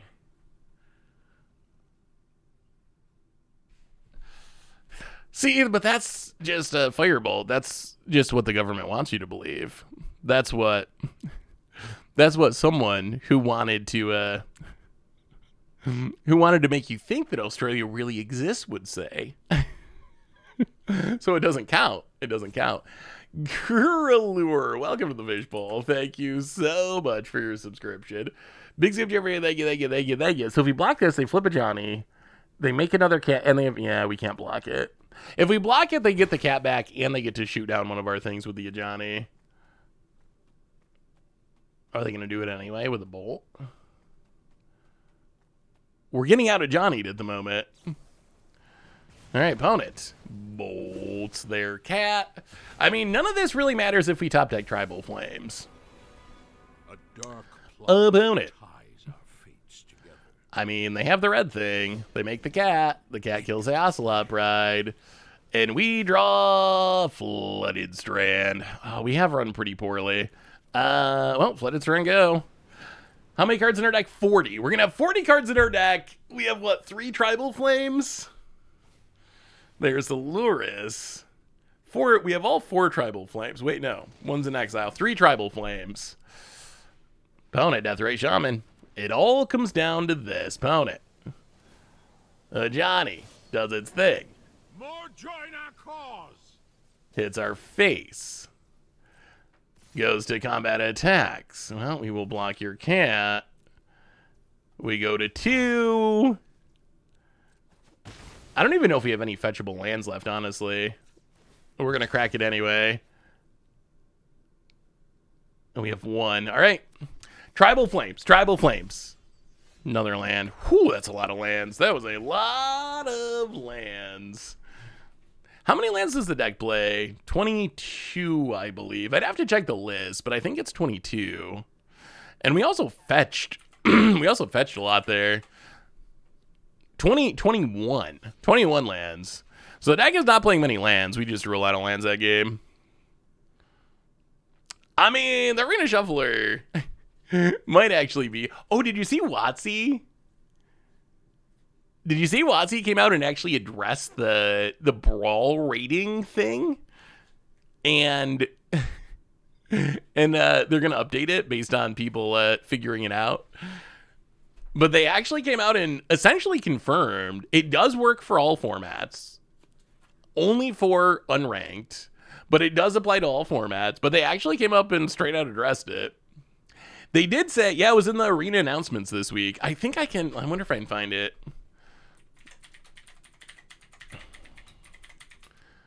Arena announcements June. I think it's right here.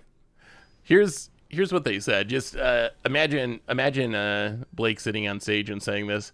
Arena matchmaking in you. A couple of weeks ago, we shipped a bug on Magic Arena that allowed players to reverse engineer some of the logic behind our matchmaking. While there's no security risk in the bug, it did create some conversation on the topic, and we want to take a minute to discuss what our goals are for matchmaking and what players can expect moving forward. Our vision of MTG Arena is fast, fun magic for everyone. Applying this to matchmaking in unranked modes, our goal is to let players build whatever deck interests them and provide them with a fair match as possible. It means if you're looking for a pair of high-power decks against each other, so those players will have epic battles they're looking for. Meanwhile, players who are building fun thematic decks are more than likely to be paired against other people doing the same. And a game of Plex is magic. No system will be perfect for all strategies, variables, deck building options for players. Blah, blah, blah, blah, blah. I guess I can't read this whole thing. This was way longer than I remembered. But essentially, read the announcements if you want to hear that. If you want to hear Wizards' take on it. It's interesting that they addressed it. I did not expect them to actually address it. I hope it forces them to take it more seriously as well. The impression I get is like, I don't think it's automated. Just from hearing how it was talked about, I feel like, oh, we can look at them. Yeah, remind me after. Oh, see, this is why you don't get scammed on the draw. If you get scammed on the play, it's kind of okay because you can lightning bolt before the scamming happens. If you get scammed on the draw, though, it's the worst. Rank Brawl would be interesting. I feel like a Brawl queue that required some amount of... Oh, reanimating the grief? A Brawl queue that required an entry fee could actually be interesting. Because I like that it would incentivize people to actually play the match. One of the issues with Brawl is if people hit a matchup they don't like, they just scoop. But I think if there was even a small entry fee on the line, that would keep that from happening so much. Trolls of Khazad-dûm. Do you play Dual Commander? I don't really play Dual Commander. Maybe some Death Shadow action going on with the untap land over there. Well, let's get a... So we can get Savi Triome. And then Windswept Heath, crack Windswept Heath. Get a Breeding Pool untapped. And play a Kavu. Get Fatal pushed. No swords. Okay, at least we gained back a ton of life. That's actually not that bad. If they're going to kill something, swords is the way we want it to happen. Opponent. White Orchid Phantom. That is actually kind of annoying. We do have a basic, I believe. 2. So grab... That's actually super bad for us. Get a Plains. Play a Johnny. And Flooded Strand pass the turn. Gyrod's a cool commander. No Scion on Arena, thankfully. Gonna be hard turning Domain back on.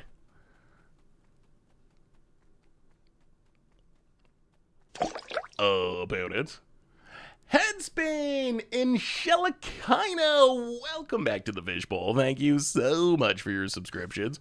Big super chat for you. Thank you, thank you, thank you, thank you. Opponent gets it, ends us. Down to 13. Tapland, Emperor of Bones. Well, let's crack this. Get a red source.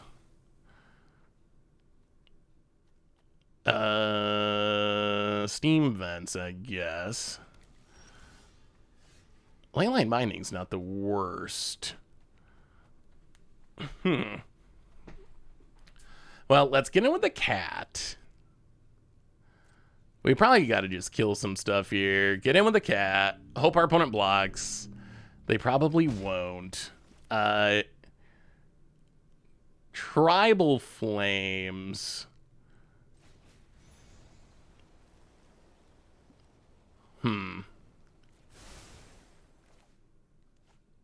All right, let's do it this way. Let's Temple Garden untapped. Territorial Kavu, pass the turn. We're gonna go greed. We're gonna go greed mode. If our opponent tries to adapt this, we can Leyline Binding it. I think this card is weird. If you decide to play with this card, you have to go to beginning of combat, have stop set or be full priority. After you exile, then you can adapt the card.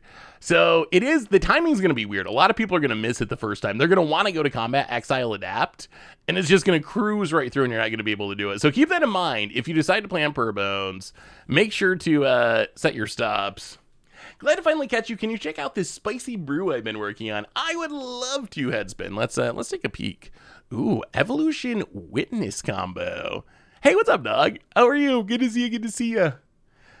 The upside of holding onto the Tribal Flames is it might just kill our opponent. It is a lot of damage. Emperor of Bones adapts.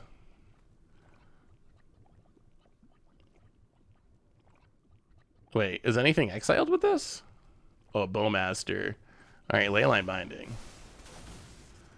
Get rid of the Emperor.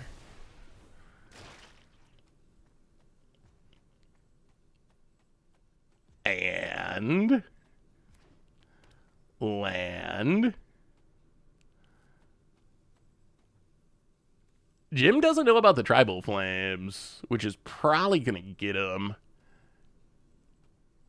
It's going to take some impressive blocking to play around the Tribal Flames if they don't have removal.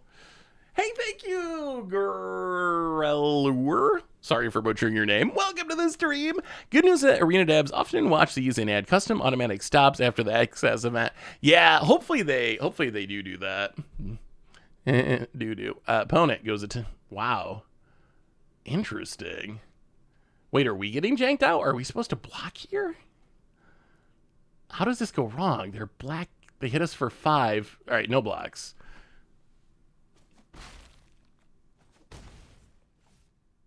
Down to 5. Passes. Well, one in foothills. Go to combat. Swing out.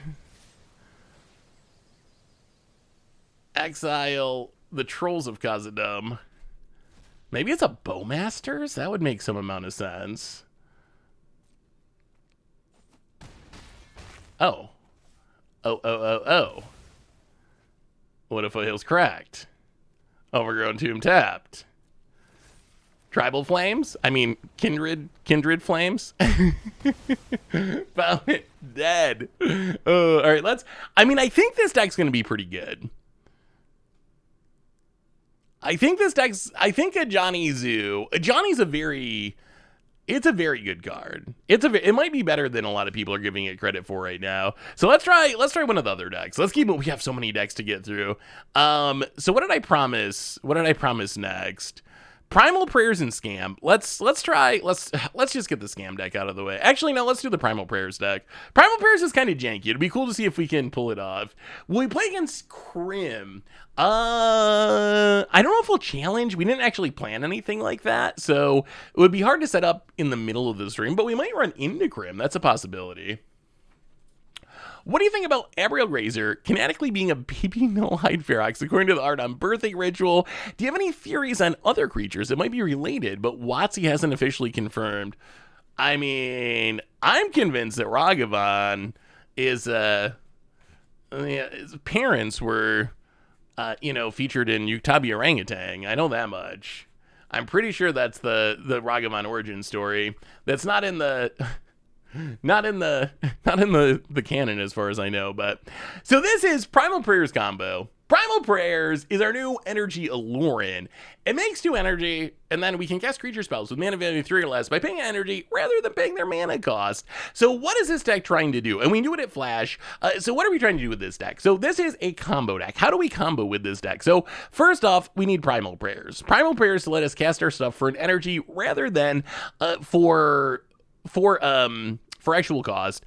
How do we combo with it? Well, we can combo with it with Greenbelt Rampager to make in Guide of Souls.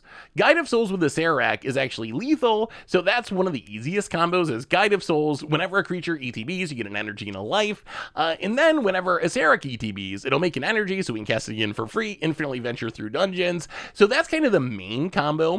Greenbelt Rampager, Primal Prayers, you can also cast an infinite number of times. We also have Grizzled Huntmaster, which is why we're playing 3 of a lot of the combo pieces, because we can snag them along with things like Emancipation Angel, which bounces infinitely, Kudo King Among Bears bounces infinitely. If you have an infinite bouncer with Guide of Souls, you may gain infinite life, of course. So there's a bunch of ways that you can do that. So no Shrieking Drake,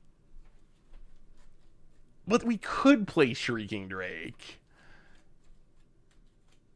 Should we play? Let's just run it like this and see.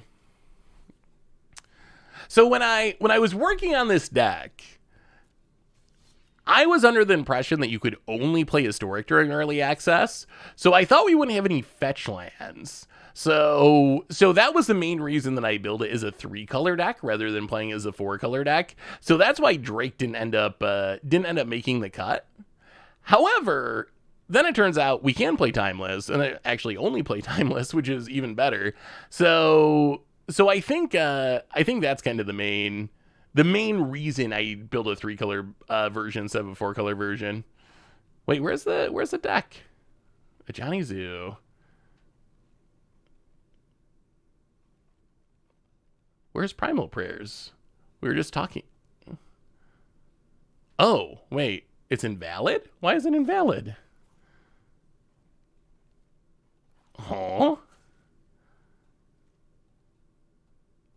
What is invalid with our Primal Prayers? Oh, it's set on... Why is it set on limited?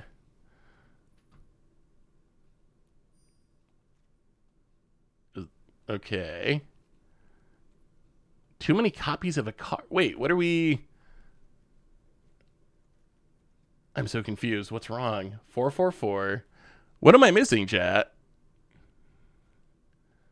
I love Shrieking Drake. Oh, wait. Oh, I see. There's 4. I see. Yeah.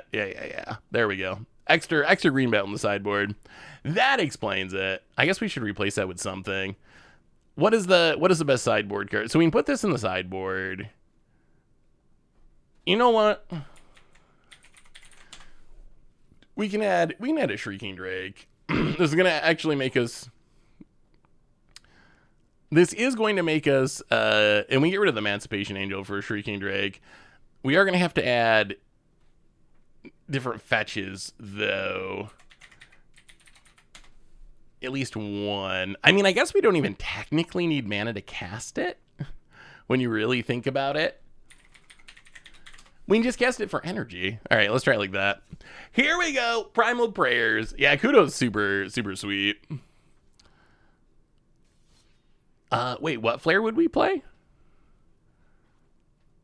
Oh, try to flare into Primal Prayers?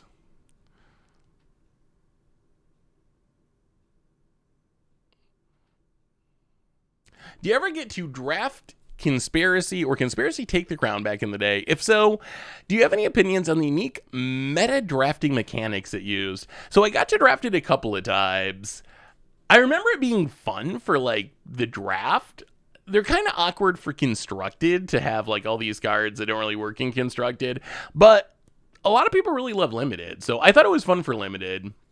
I think it added like, I don't know, a cool twist, like almost like a little bit of an unset feel to it with these like limited only mechanics. I'm honestly surprised that they haven't embraced that more and done more of that, because I feel like limited is a really popular way to play Magic, and in some ways it's under supported.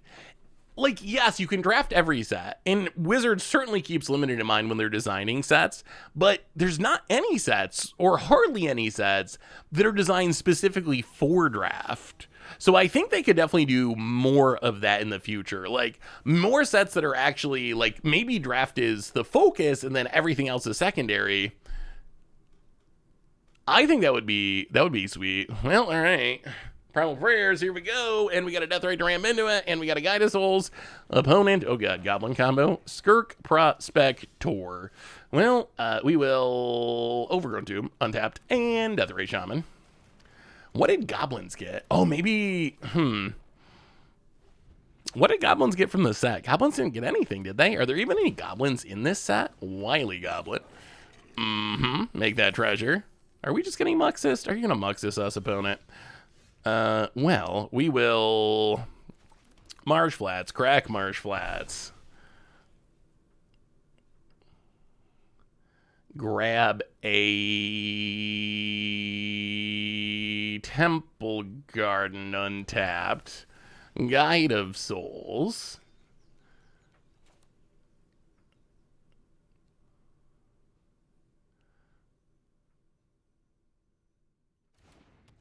Deathrite Shaman. Oh yeah, Soul Trader. I mean, I guess Soul Trader makes sense. Like, it actually is a good call, because you can use Soul Trader to just sack your entire board to play a Muxus. So it actually seems pretty good in Goblins, now that I think about it. Just sack all your stuff, turbo to Muxus, hope it's enough. Opponent, Goblin Matron. Oh, they can get the removal Goblin? That's awkward. Okay, gets the Muxus. Opponent. Passing. Skyclave Apparition. Well, play the land. Crack the land. We're so close, and yet so far. Get a forest. So the problem is, I don't think we can make... Oh.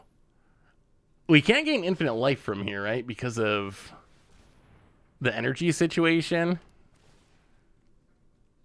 Because we're going to play the Greenbelt Rampager, but it's just going to... we have too much energy.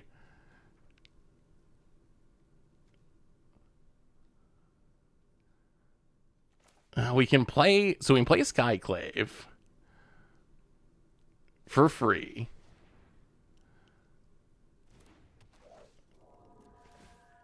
Get rid of the Skirk Prospector. Let's slow things down.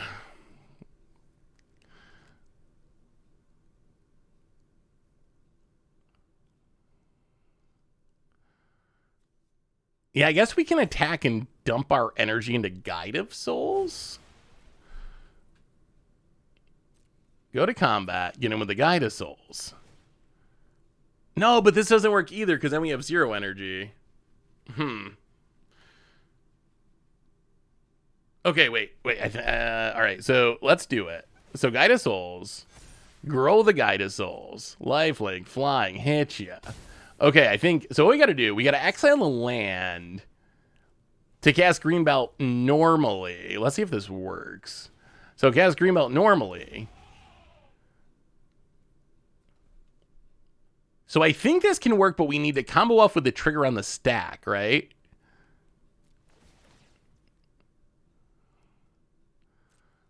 So we pick up the Rampager. We get an energy. So we just need to keep stacking like this, and we gain infinite life. But if we let the guide triggers resolve, we're going to end up with too much energy. We found a way. It was a little awkward. We had to figure out how to drain our energy pool, but we got there. And now we just got to keep the guide triggers on the stack. And now we do this until our opponent eventually scoops, which I guess they don't really have an incentive to scoop here.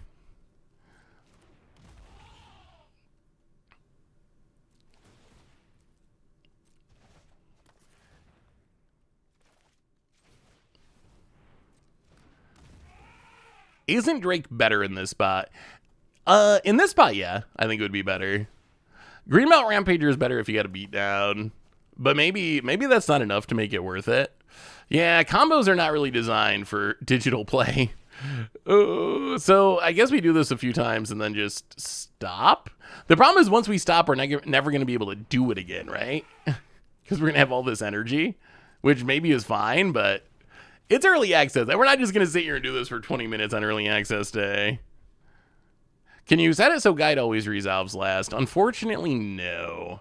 Arena does not have much flexibility when it comes to stuff like that.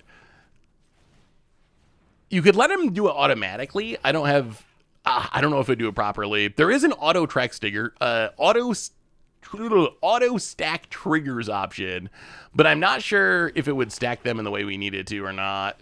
You never know. You never know with Arena. Stuff like this would be, we're going to let it go. It would be so easy if you could be like,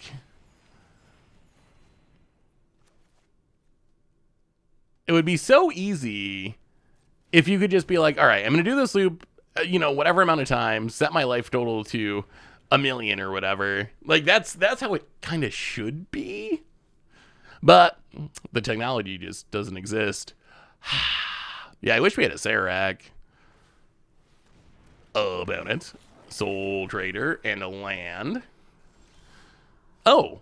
All right, well, that's game. All right, well, here we go. Back to comboing. A Serac off the top. Infinite dungeoning. Now it doesn't matter how the triggers are stacked. As long as we don't accidentally venture into the wrong dungeon. We need to go through this one. So go through Lost Mine of Fendelver. Yeah. And a Serac for free. Pick it up for an energy, technically. Yeah, Serac was listening. A Serac knew it was his time to shine. So now we get infinite life, infinite damage, infinite, I guess, treasure tokens. The question is, can you actually combo off before you run out of time on Arena? It is okay if you scoop opponent. I know they're very strict about scooping in this, apparently, but you can scoop now if you want to. It is acceptable. It is perfectly legal. A Serac. I wonder, maybe we need another combo piece in the sideboard? Is there a faster... That's the question. With this being digital, the question is there a faster way of doing this? Is there a way we can combo off with less clicks that's actually relevant? Is Guide of Souls a good card in your opinion? Oh yeah, Guide of Souls... is it a card that I'm going to play in every deck? No, I don't think it's a every deck card, but I think it's a very good card in the decks that want it. Got his souls. Yeah, it takes like 20 clicks to deal a damage. All right. Mine. Tunnel. Treasure. Yeah, good game. Yes, you can scoop opponent. That's fine. Oh, thank you. Thank you, Bearded MTG. Thank you. Yeah, there is like Corpse Knight. There's creatures that drain whenever something ETBs. I mean, the combo worked, though. The combo worked easily. It is clunky. Clunky as all get out, but Thassa's Oracle Satoru. So another channel comboing off. That way, Greenbelt draws your deck, and then Oracle wins.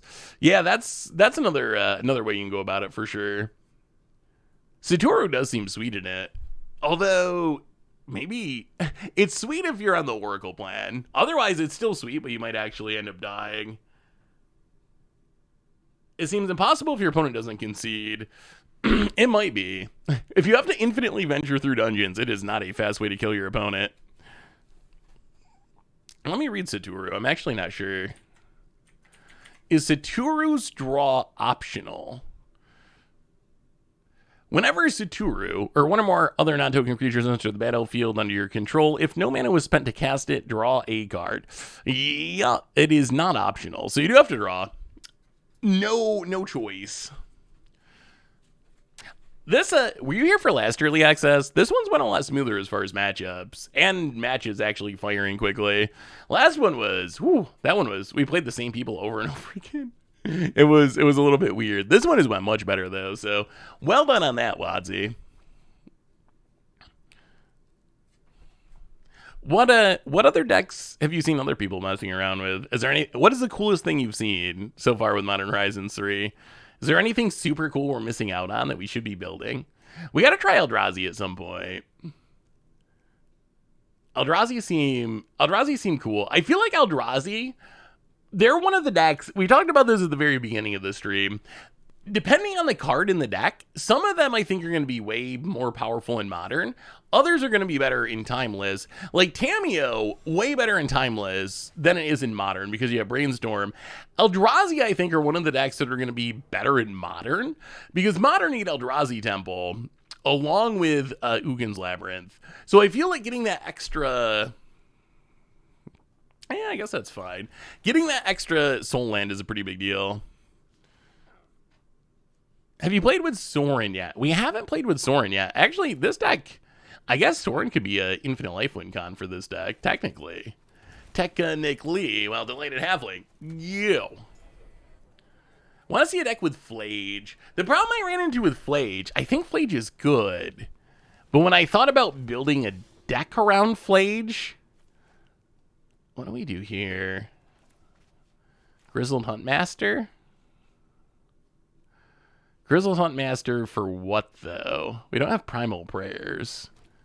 Oh, we should have added... Yeah, the sideboard's off. We could have added the Enchantment Tutor creature to the sideboard. That would have been smart. Too smart for me, apparently. But that's what we should have added to the sideboard. Let's just take a Temple Garden. Untapped. And I think we actually just run out of Sarac. Just 3 mana venture into a dungeon to scry 1. Guide us. Well, we do need the Guide of Souls. We do need the guide. Pass the turn. Hey, what's up, Yudo? How are you? Good to see you. Oh, remind me. We'll look at the mastery pass. We haven't looked at it. Someone asked, and then we jumped into another game. I forgot about it. What do you think about Emperor of Bones in Thran Vigil? Lets you animate for free every turn if there's any creature in the graveyard. Ooh. So Thran Vigil, that's when a creature leaves a graveyard, put a counter on something. A proper noble requires a proper feast. Oh, there's a Sorin. Oh, play the land. Play Guide of Souls. Play Delighted Halfling.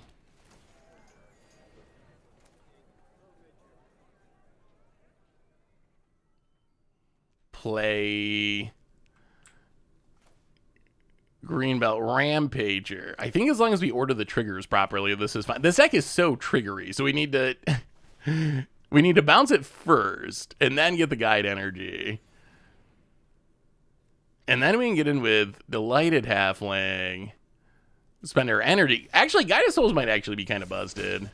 Like, this mode on Guided Souls is way better than I realized. It's pretty easy. Like, we're not really doing anything special with it. Pretty easy to make enough energy to just send a creature to the air and start smashing your opponent. And it's permanent. It's permanent flying and permanent counters. So the more I play with Guided Souls, the more I feel like it might actually be really good, like even better than I thought. Maybe it is better than just a combo piece or a Soul Sisters piece. I think the easiest way to combo with so Thran Vigil, I think, is a cool way to Emperor Abodes. I also think the opponent's gonna flip their Sorin. That's probably bad for us. I also think that Agatha Soul Cauldron probably the best way. Hey Seth, been thinking about getting into Modern, saw Primal Prayers combo, had to go and build a deck around it. Would love some feedback. No idea how good it is. Ooh. Let me see. Opponent hits us. Flips the Sorin. Yeah, Sorin flipping is going to be a problem, I think. So this is the horrific cost. And then kill our Guided Souls. Yup. Die, peasant. I mean, we do get to kill the Sorin at least. I'll go to combat, kill the Sorin. I'll make sure you regret this. I'll play Grizzled Huntmaster. Exile the Rampager.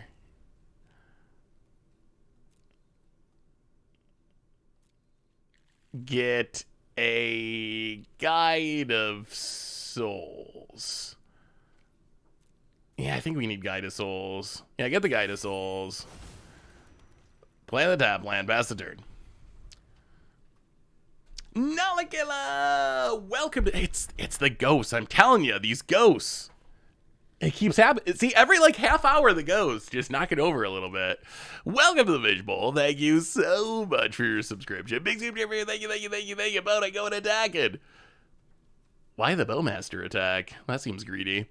So modern Primal Prayers, eh? So Sarek, Marauding Bright Priest. Ooh. Dina. Dina could be a finisher with Guided Souls out.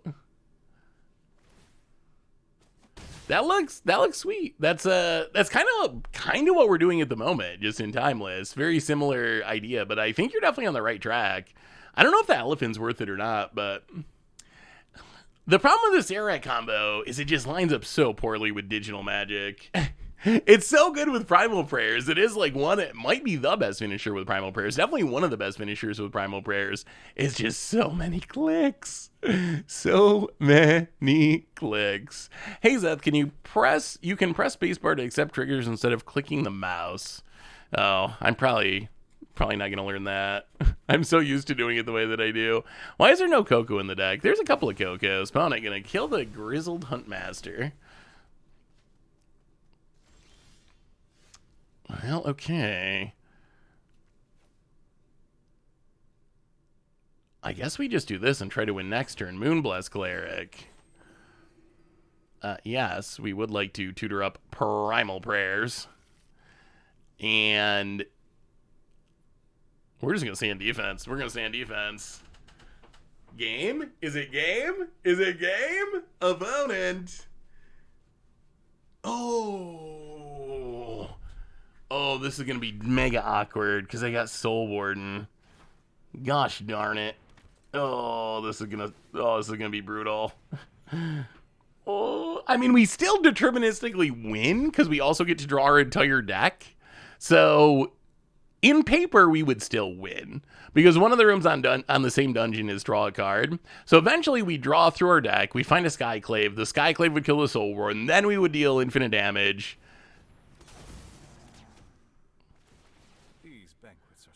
Or maybe we lose right now. Do we just lose right now to Sorin? In Bowmasters? So we would 100% win, but I don't know if we win. And there's a Bowmasters too. Huh. Opponent goes attacking. gets a bunch of triggers.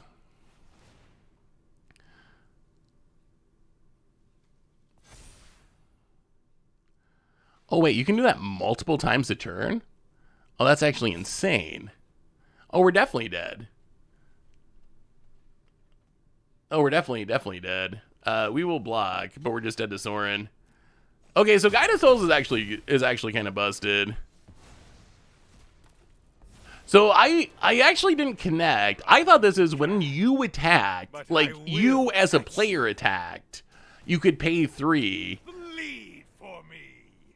Oh, okay, that I see. That makes more sense. There's 2 of them. Okay, so yeah, I guess it's about as good as I thought. Well, Soren went off that game. Awkwardly. Oh, Soren. I told you need Aetherflux as a finisher. The thing is, like, I don't see how Aetherflux solves it, right? Like, if you have, we look at the Mastery Pass. I just keep going to the next game. Akanes, welcome to the Fishbowl. Thank you so much for your subscription. The big super thank you. If you have Aetherflux on the battlefield when you start to combo, oh, apparently you can't even see it. It's all Outlaws of Thunder Junction, unfortunately. Yeah, I'm curious what it's supposed to be. But it seems like we can only unlock Outlaws of Thunder Junction, sadly. Because it's supposed to be some prize wall thing, right? Where you like can somehow pay. Oh, you gotta buy it in the store? Huh. Is there a mastery pass in here?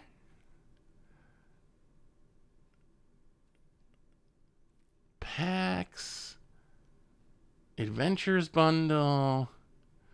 I don't know. Is there cosmetics? When I bought the mastery pass, I always just did it in the mastery tab, but Planeswalker bundle, yeah, I feel like maybe it's not up yet. I'm definitely not seeing a way to buy it, unfortunately. Oh, that's too bad. I was actually super curious if it would work. What do you think of this MH3 brew? Ooh, let me see, Nave. Let me see. So the problem with the Aetherflux Reservoir is you need to have it on the battlefield first, right? If you need to draw your deck to find it and then play it to win, you still kind of have the I need to venture through a dungeon a million times problem. So that's like the problem we're trying to solve. Like, is not so much. It's not that the combo doesn't win the game. It's like, how can we cut clicks out of it, basically? Because you might time out on Arena, or on Magic Online for that matter. Like, there is a risk that you just end up timing out. What is this deck? Gravecrawler. Ooh. Sadly, Gravecrawler's not on Arena. This is Warren Soul Trader is another one that the easiest combo with it. Gravecrawler, Blood Artist, Warren Soul Trader. Not available on Arena at this point. That looks spicy. I don't know about the Coco scares me. 4, 8, 12, 16, 17, 18, 19, 20, 21, 22, 23, 24. Yeah, that is. I don't know about the Cocos. Maybe it's fine. What is the. Do we need to math it? Do we need to pull the calculator? It might be calculator time. Anyone know off the top of your head? Does anyone know, if you have 24 creatures, what your Coco rate is? 60 cards, 24 successes. You see 6, 78%. 78% of the time it works every time. That's not that bad, actually. Not, like, amazing, but yeah, that's definitely sweet. I think the combo is really cool. So Flare Cultivation is trying to get to the One Ring. I'm a little confused I guess I'm confused about what we're ramping into. That would be the part of the deck I would be confused by. Like, Flare of Cultivation, I think the Coco number is actually like 30 to get to 90%, but Flare of Cultivation, I think, and with the Grazer package is really powerful. I'm not sure I played in this deck, though. Just because I'm not sure what I'm ramping into with it, basically. Oh, I guess it speeds up. So if you flare on turn 1, can you combo on turn 2? If that's the case, then so if you turn 1, Abriel Grazer, put land number 2 into play, sack it, land number 3 into play, so you can play land number 4 on turn 2. But then you can't grave crawl, and then you grave crawler. So you grave crawler, Warren Soul Trader, sack grave crawler, make a treasure. I think you're 1 mana short, right? Or no? I'm pretty sure 1 mana short if I'm calculating this properly. But definitely the combo is sweet. The combo is cool. I guess there's a bunch of directions you could go. Another possibility would be to play it like more of a Thoughtseize deck, and instead of trying to speed it up, try to protect it more. That would be another direction you could go. But I do think the combo's certainly super cool. Ambraptor is really good. Ambraptor's really good. That card's really good. What are your thoughts on Brea? I mean, Brea's a iconic commander card. I don't really see how Brea will see 60 card format play. Like, there's just so it needs an artifact deck, but if you're in an artifact deck, you could just play like a One Ring, or you can just play like a One Ring, or play a Urza or something like that for 4 mana. So I feel like, I just don't know. I don't think it's worth it being in 4 colors. It's so much work. Wait, do we think there's a way to find the Mastery Pass? Is that what people were saying? Yeah, Guide of Souls, the more I play with it, the more I impressed with it I become. Oh. Land? Oh. The funny thing is we could beat this if we could cast Skyclave. But we can't cast Skyclave, so we can't beat this. I mean, Belcher is, if you have the draw, it's obviously really good. Oh my goodness, and if we had a... Alright, sure. Corpse Knight, Shriek Drake. Well, but isn't there supposed to be like a prize wheel thing or something? There's something, they gave this big speech about like, we wanted to do this like prize wall. Is a prize wall thing part of the store? There's supposed to be a prize wall, right? Where you like, I don't know, turn your wins into cool prizes or something. I definitely remember them talking about that. Maybe it's not in early access day. All right, one more Primal Prayers and we're going to switch it up. We're going to do some scamming.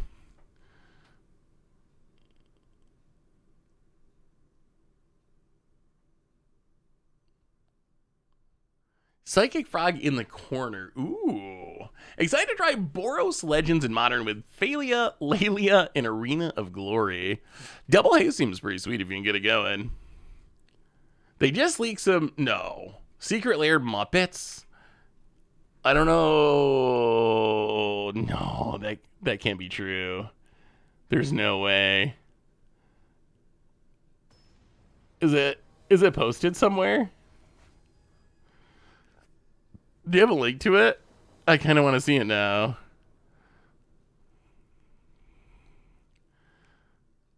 I mean, the other thing is, you never know when people are trolling or just straight up lying. Muppets. Huh. Muppets is a weird one to me. I feel like Muppets is too old to be nostalgic to Magic players. Jaguar, welcome to the Fishbowl. Thank you so much for your subscription. Big Scoop Jeffrey, thank you. I feel like Wizards can get away with Secret Lairs. They can get away doing outdated IPs because the primary Magic player base, I think, is probably like 20 to 40, like college age to 40, somewhere in that range. I think is like kind of the biggest group of Magic players. So you can do like Walking Dead and stuff like that, even if it's not like at its cultural peak, because people are just like, yeah, I remember this was a cool show, I watched it 10 years ago or whatever. I wonder, Muppets is like 80s though, right? Wasn't that kind of the peak, or like 70s even? Brian Cody, welcome to the Fishbowl. Thank you. So, Psychic Frog is Kermit. Psychic Frog's Hideaway. All right, well, we'll have to look. I'll have to look for it after this match again. Well, let's play a. We have not drawn a fetch land. Play a tap land. Play a Delighted Halfling. And go attacking. They could have Failure, whatever the dog is. The Flash dog. Yeah, maybe Muppet Secret Lair would do really well. I guess I could see that. I guess they are kind of iconic.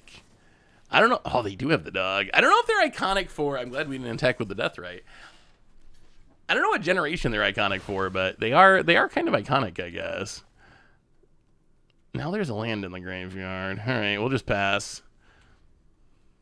Secret Lair Zombieland. Zombieland was good. Here's a link that looks like it shows off a few. All right, let me see. Let me take a look.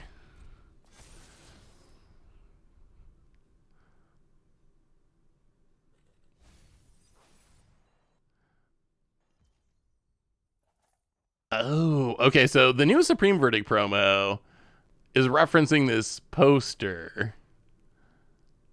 Oh, this might be... Is this...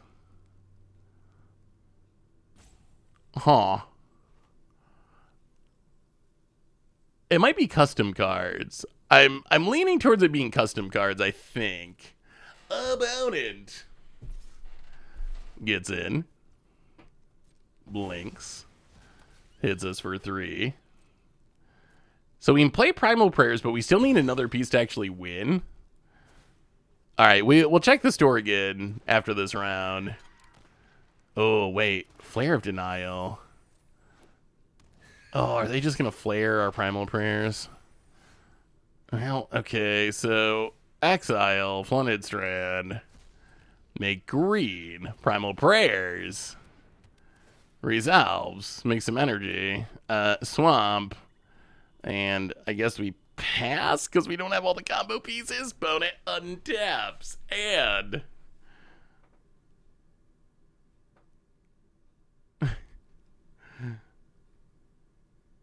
oh, bone it. I did see the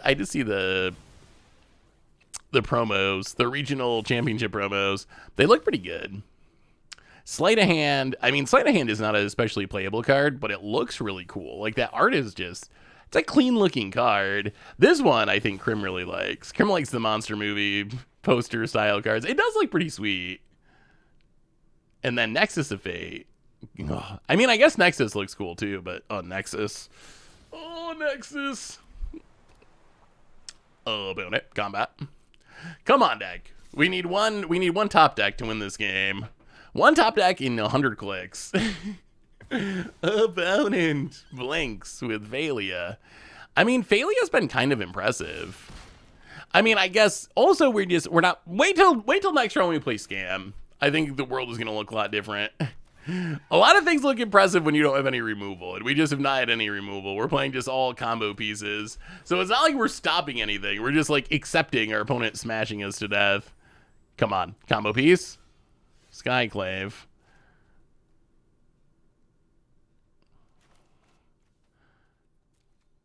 Well, Skyclave is better than nothing, I guess. Barely. Ish.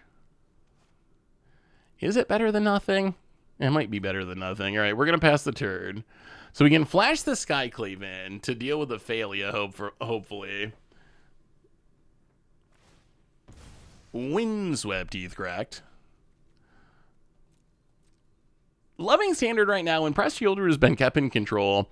Yeah, Standard's been pretty good. We'll see. I mean, hopefully it remains good. Maybe WotC's plan of going to 3-year Standard will actually pay off.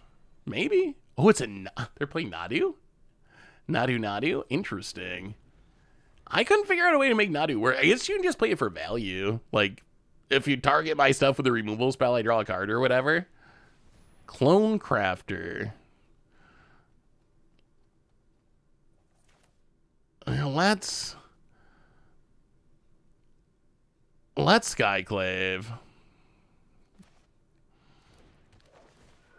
Get rid of the Failure, which was kind of popping off. Maybe this card's actually good. Opponent. Clone Crafter. So gonna copy a card in our library. A creature card.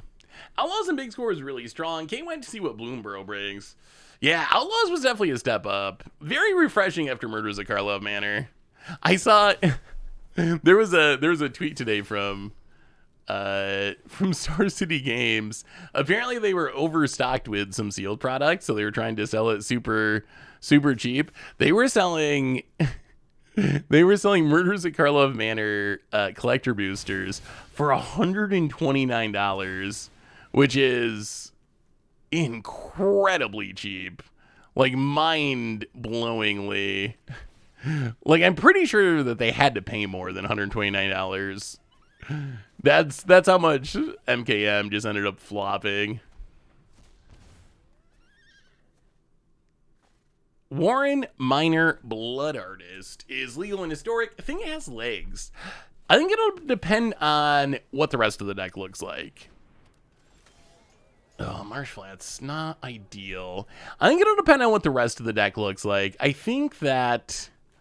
Well, we can play this to get an energy.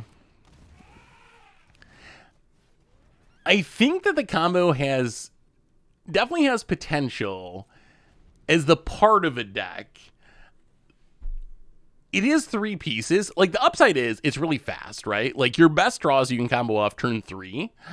The downside is it's 3 specific cards. So what I would envision with that combo is you have like either you go full on combo mode and you're going to try to play like a ton of tutors to find your pieces and go that direction, or you play like a reasonable, I don't know, zombie deck or something, or a crime deck or something that has like a game plan that can win without the combo. And then you're like, oh, sometimes I'm going to draw this combo and just get these free wins. So I think it definitely has potential.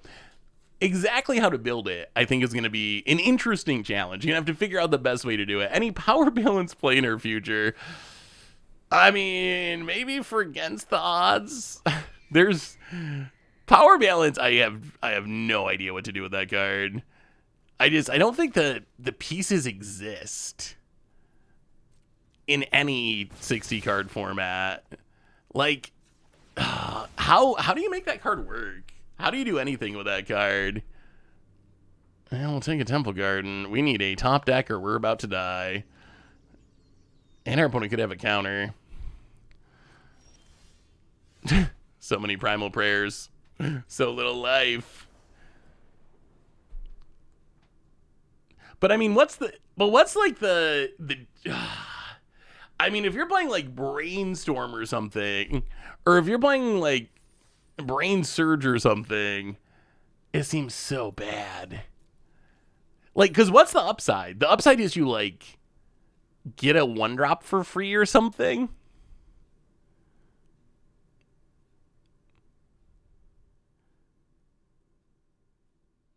Like, what do you... Yeah, I don't even know what you do with it. I don't even see like the Psychedelic Frog anywhere. All right, so I guess we just have to assume that whatever the mastery thing is does not actually exist on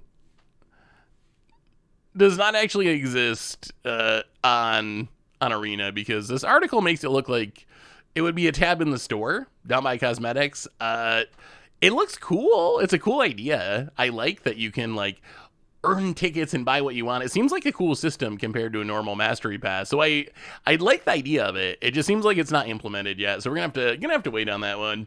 Let's do some scamming. Scamming's a broken thing. So what are we doing with scam? There's 2 different scam decks I want to try. We'll start with the very traditional.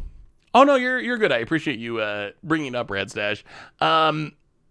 Yeah, I was hoping it was going to be in the store, but it's not. So we're going to start with the very traditional got banned in Modern Rakdos scam, which is just scam your griefs, scam your furies, You can't do anything, right through board, win the game. How do we scam in Timeless? Well, not only do we have Not Dead After All, also get to reanimate like a legacy deck. So ideally what the deck wants to do, turn 1, evoke a Grief, Thought Sees You, Not Dead After All, Thought Sees You again, have a 4/3 on the battlefield. If things go wrong, you can Fury to sweep the board, and then Not Dead After All or reanimate the Fury, do it again, back it up with Orcish Bowmasters, Ragavans, Fables, just the busted cards. Plus you get the new, like, Hybrid MDFC, which we're not really planning on casting this card very often. There might be times when we do, but this is just a land that also pitches to both Fury and a Grief, which is actually, like, a pretty big upside. So let's see. I think we got a try out Eldrazi still. I think this deck is the deck that's gonna get banned. I think this is the one, or restricted. Like, I think this is the one that's gonna be broken. I just realized I paused your oops perfect finish when I got an alert you were streaming. Spend more time with Seth today than friends or family. Hey, well, I appreciate it, DZ. Yeah, the Obliterator deck. I love Obliterator. Obliterator is such a cool card. I wish it was somehow a little bit better. I don't know what that would be, but what's the budget energy list? It's actually going to be coming up for Budget Magic, but I can show it to you. But it's going to be, we're not going to play it today because it's going to be on the YouTube. But it's basically an Ether Revolt deck. Well, okay, we got the scam. We will keep. We are on the draw, so our opponent, oh no, mulliganing. GG. You don't want to mulligan against us, opponent. You do not want to mulligan against us. Also, a reminder that our sponsor today is Card Kingdom. If you need some magical cards, you can get them over at cardkingdom.com/mtggoldfish. Oh, it's actually kind of hilarious. Our opponent's playing main deck Grafdigger's Cage to hate on Scam on early access day. Oh, that's so good. We are still going to scam them. We will Grief, and we will pitch a second Grief. I mean, I think we still are very favored here. Take your Null Drifter. Leave you with nothing. I can't believe someone must have gotten scammed a lot. Like, if you're playing Grafdigger's in your best of one early access day deck, you must be getting scammed a lot. Opponent gets a tap land. And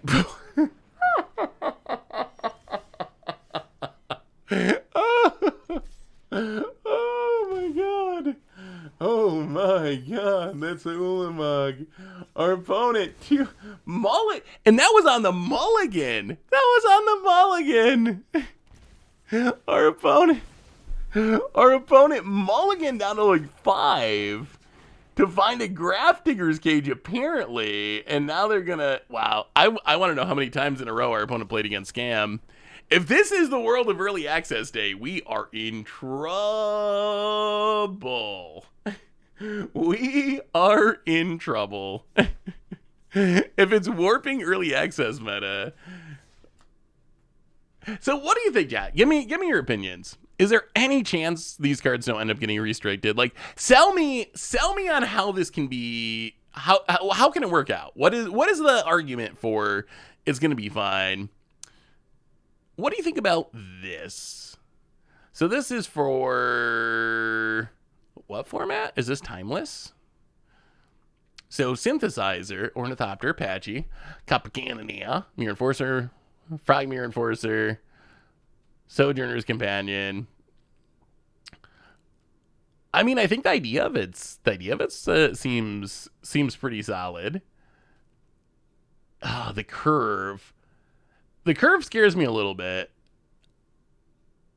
Oh, this is okay. So it's modern because it's Ursa Saga. The curve scares me a little bit just because we played the Crabomination deck, and the deck was a little prone to getting hands full of like 7 drops sometimes, which was awkward. Can we scam? No, so we mulligan. Well, this one we might keep. This seems fine. Up against CGB. Hello, CGB. And we will Thought Seize You. I need my glasses. Oh god. Reanimate, Dark Ritual, Thoughtseize. Well, I think we just take the Thoughtseize, I guess. Here we go. Here, there. Gotta have the glasses in honor of CGB. I think it evolved into mainboard ley lines, and that'll cause WotC to restrict Grief. Grief is too good. Even if they print Force of Will, you're still losing 2 cards. They're in Timeless Right, simple answer, Heist Mechanic, GG, Salty Tryhards. I mean, the Heist Mechanic is also kind of busted, but Arena does need a Mesa Falcon. Whoa, that's a pretty good draw. That's a really good draw. So you're going to be able to reanimate the troll. We can kill the troll, but we can only kill the troll once, and our opponent can reanimate it more than once. Actually, so I think what we have to do is Thoughtseize.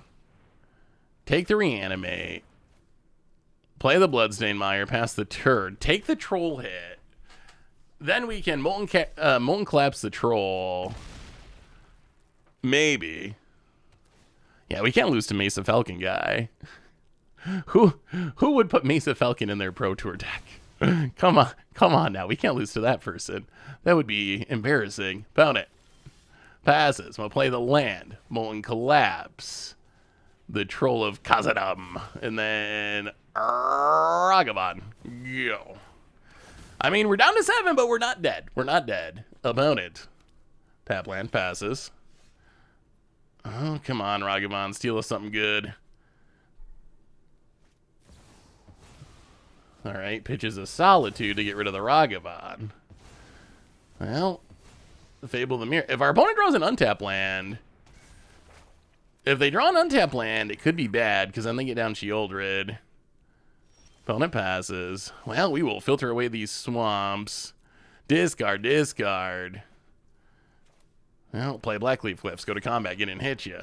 Sadly, Fury does not beat a Sheoldred here, opponent. Passing. Ooh, Thoughtseize. Thoughtseize might beat a Sheoldred. Thoughtseize might do it, go to combat, get in, hit you with the Goblin. Make a treasure. Orcish Bowmaster. Gonna kill the Goblin, I assume.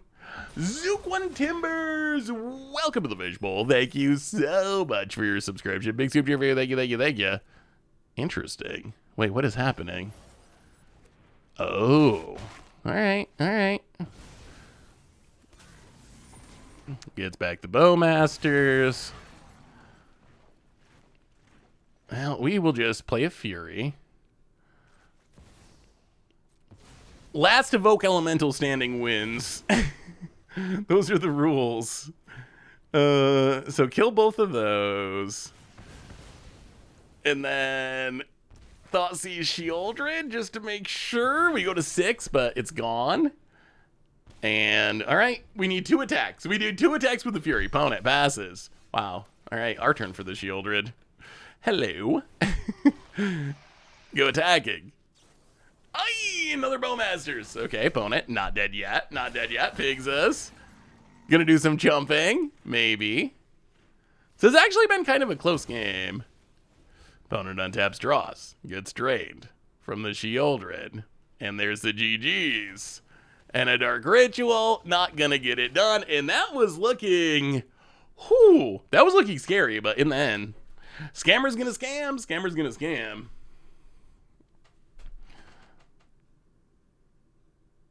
Hair down to go with the glasses. Oh, I should. It might be a hair down time. Yeah, that was an interesting match. Oh, Evoke Elementals. I kind of forgot what it's like. Just how strong these cards are. I'm kind of surprised they added them almost. I mean, I will say, yeah, GG Mesa Falcon guy. Hey, what's up, the Pallid Dinosaur?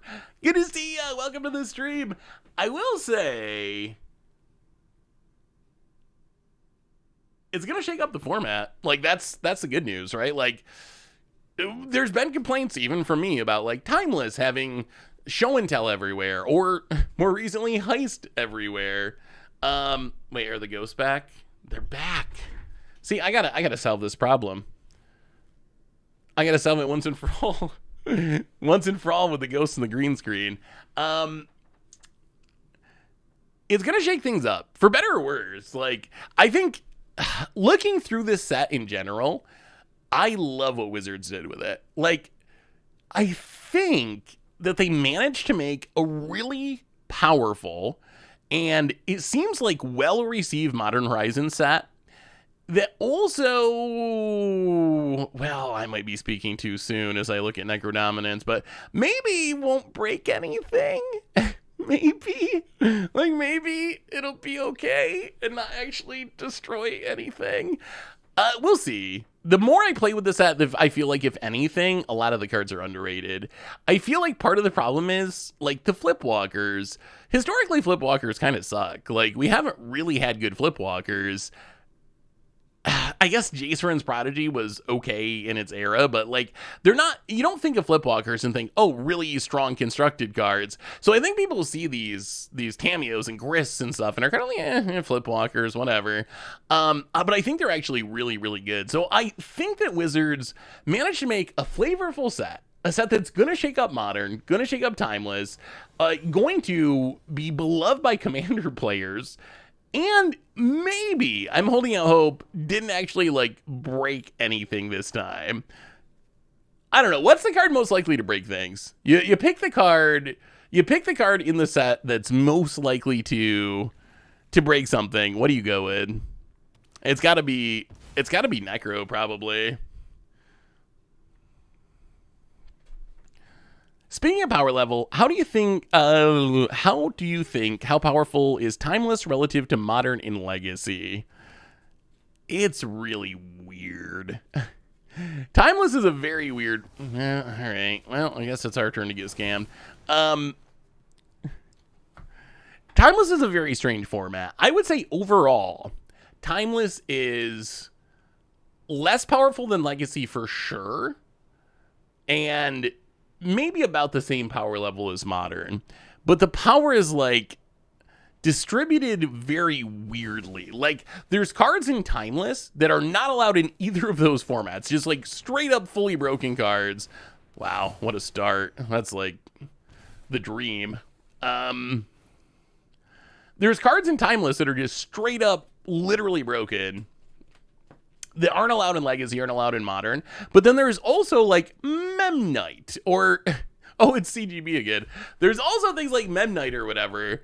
What a dark ritual start here. There's also cards like Memnite or whatever that are just missing. Like, these, like, kind of just, like, filler but important to round out deck cards that just don't exist in Timeless at all. So it's very odd the way the format's designed. Jesus, hand. Actually, I don't know. I don't know about this. This Necrodominance reanimation plan seems a little weird. Like, you can't, I mean, I guess they can reanimate their Grief here, but you can't, like, cycle and reanimate Troll with Necro out, because the other downside of Necro is you do take in just straight up Leyline of the Void yourself. It is harder graveyard hate than original Necro, for sure. How's the King of MTG doing? Well, Kebble, definitely appreciate it. Doing well. Thank you for the kind words. I don't know if I'd agree with that, but thank you. What's up, Shakabra? Welcome to the Fishbowl. Thank you so much for your subscription. Big super for you. Thank you. Reanimate. Come on, pay 5. You can do it. CGB. Go out on top. I forgot the glasses. I think the glasses were the secret to winning last time. Come on, down to 2. How about a bolt? How's about a bolt? Not a bolt. Well, we will.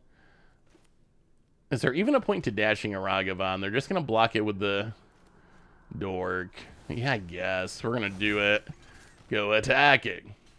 I mean, our opponent is essentially locked out of drawing cards for the rest of the game. They're dead to a Lightning Bolt for the rest of the game, theoretically. Cycle Stroll.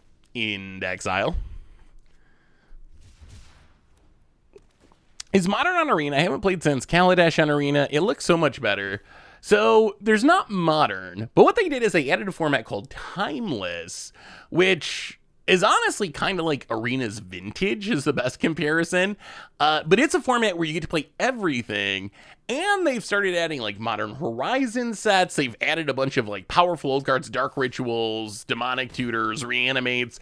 So it's actually like a format that isn't exactly modern, but power level wise is actually maybe more powerful than modern, or arguably close to more powerful than modern. Well, Ragavan, going to again. I don't think that's going to work properly, right? It goes to exile? Yes, it goes... Oh.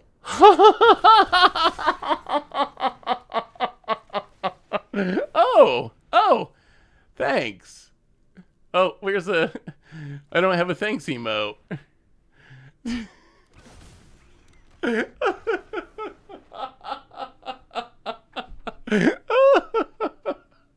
I mean, I don't think it would have worked anyway, right? Because, yeah, I forgot that was ours that was animated earlier. It wouldn't have worked anyway, right? Because of Necro. If it died, it would have went to the graveyard. Yeah, I wonder, we gotta try the Mono Black Necro scam deck at some point. So what happened is, if you read Not Dead After All, if you read Not Dead, let me see if I can look it up. Not Dead After All, it says, what it technically says is, until end of turn, target creature you control gains. When this creature dies, return to the battlefield tapped under its owner's control with a wicked roll. So they had reanimated our Bowmasters on like turn 2, and then Not Dead After All, our Bowmasters, which they controlled, but then it comes back into play under our control. I'm telling you, maybe I just got to keep these on. Maybe I guess I gotta keep them on until we lose now. Even if, legend. Okay, we're going through the gauntlet of Magic gameplay YouTubers at the moment. CGB, now legend. I mean, I guess we've lost a die roll every game too, haven't we? MDFCs we're keeping. All right, legend. Even CGB punts once in a while. Oh, I punt more than once in a while, personally. So I'm assuming CGB does as well. Mishra's Bobble. Gonna take a peek. And the Necro didn't affect the Bowmaster since it only counts things that would go to your yard. Right, yeah, they got around the Necro because it was going to our graveyard. Raccoon Theater. Oh, we should probably have a Raccoon Theater in this deck, actually. I wonder how good this card is. We could play 4 of them. We only have 1 in the deck. What do you think of Blood-Soaked Insight? Molten Collapse, eh? Well, I think we just play the... play the tap land. And we gotta play Ragavan. Let's play Ragavan. Here comes the monkey. And Pestered. Blood-Soaked Insight reads more like a commander card. I mean, the main upside of it is just we can pitch it to both Grief and Fury, so that's why it's in the deck. Our plan isn't so much to cast it ever, although I guess it could have. Oh, the downside of MDFC is being thought seized. We're not really planning on casting it ever, although I guess it could happen. But it is good for pitching to evoke elementals. Did we break anything today? Are you gonna play Beans after? Oh god, I guess you can play the Modern Beans deck technically, can't you? Like almost literally card for card the Modern Beans deck. Is that more busted? Ooh, Faithless Looting. I guess we'll cast oh, that's actually kind of good here. Faithless Looting. Draw a couple cards. We'll discard a Grief. Well, actually no, we want to scam the Grief. We'll discard Molten Collapse and Molten Collapse. Oh, this is going to be brutal. Well. We will evoke a Grief. Pitching a... Okay, let's think about this. Let's Fel Profusion untapped for 3 life. Now we will evoke a Grief. Pitching a Blood-Soaked Insight. Do just a little thought seizing. And then we will not dead after all the grief, which is the scam plan. All right, well, Thought sees you a few times. Opponent, what you got going on over there? Buried Alive, Arclight, Dark Ritual, Highway Robbery, Thought sees. So let's take the Dark Ritual. And then Grief, gonna come back into play. And I think we just take the Thought Seize so we can play Fable next turn. Wow, actually, maybe this is even better. You know what? Let's just kill him. Reanimate a Fury? Yeah, this is a fair turn too. Just some good clean player magic going on here. Opponent passes. Well, we'll go to combat. We'll attack you. We'll hit you. This is like the Modern Horizons 2 nightmare. Ragavan, Fury, and Grieve. The mistakes of Magic's past all wrapped together. We will discard. Actually, no. This is silly. What? Where'd our mana? Huh? That's got to be a bug. That's got to be a bug, right? We started to cast this Chose No and it just ate our mana. Opponent. Land number 2. GG. Sacks. And are we getting a shock to go out on our own terms? No. Opponent. Not giving up. Instead, we'll do a little plotting. Well, I almost feel bad about how brutal this deck is. Okay, we're gonna switch decks. We gotta try. Okay, someone brought up the Beanstalk deck. How much of the Beanstalk? I kind of forgot about this deck. I blocked it out of my mind.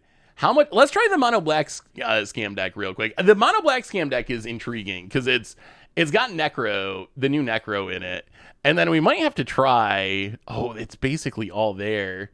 We're missing the Cascade, right? There's no Cascade spell. We're missing the Cascade spells. Are we? There's Bloodbraid Elf. We have Bloodbraid. There's no Shardless Agent, right?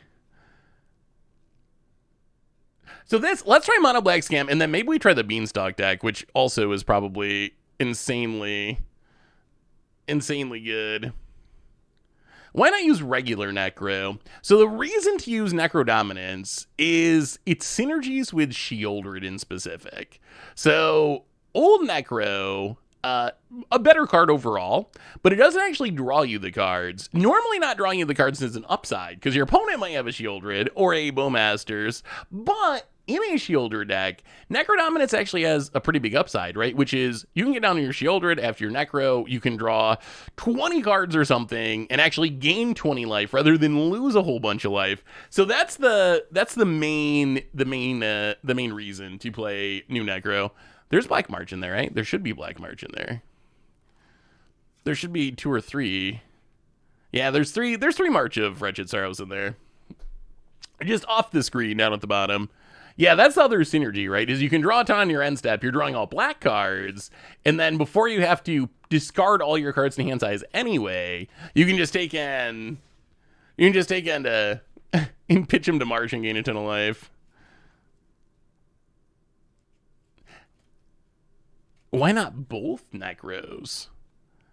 I mean, you could 8 Necro. I kind of want Cabal Coffers on Arena now. Cabal Coffers on Arena would be sweet. No one of Nykthos. Yeah, this is actually like a scam deck. This is a scam deck with Necro.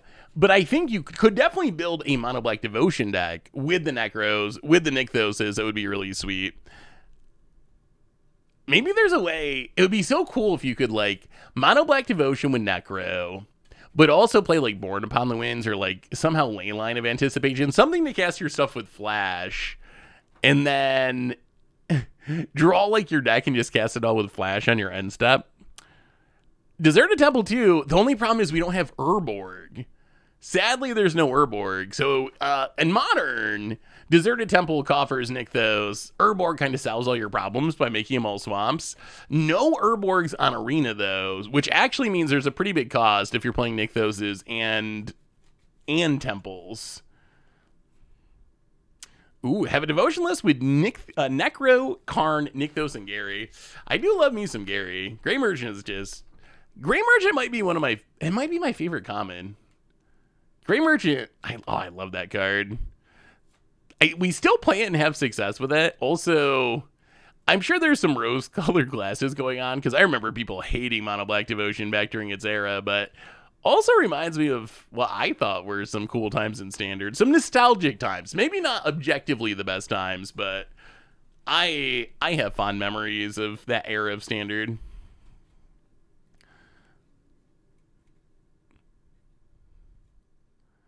You can remove the text, "This ability triggers only once each turn," from any one card forever, and put it on any other card. What would you choose? Ooh, Cat Cam fan. That is a really great Magic question. Like S tier question asking.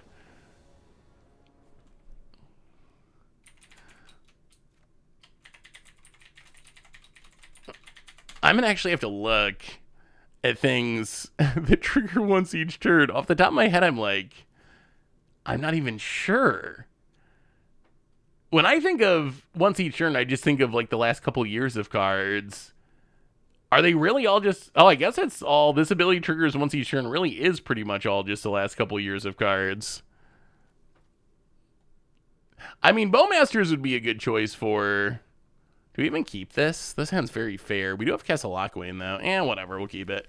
Good enough. We got Castle Lockwain. How bad can it be? Opponent. Verdant Catacombs. Cracks it. Is Smothering Tithe too good? Does it need the restriction? If Smothering Tithe only triggered once each turn, how bad would it be? Would it be stone unplayable? It would probably be stone unplayable, wouldn't it? Grab a Swamp. And Deathrite Shaman, which should actually be kind of good if our opponent's doing graveyard shenanigans. I wonder if Felder Profane's actually good enough for Timeless. It's obviously a great commander card. It is 3 mana, which is a bit steep. Oh god. Insidious Roots. Well, Castle Lockwain. And... Oh boy. Pass the turn, I guess. A little worried about these roots. Where's our Necro? Where's our scamming? We needed to scam these roots. Unfortunately, we didn't, though. I can think of some creature abilities where I'd like to remove activate only as a sorcery. That would be a way to power up quite a few cards. Although, it does become... Huh.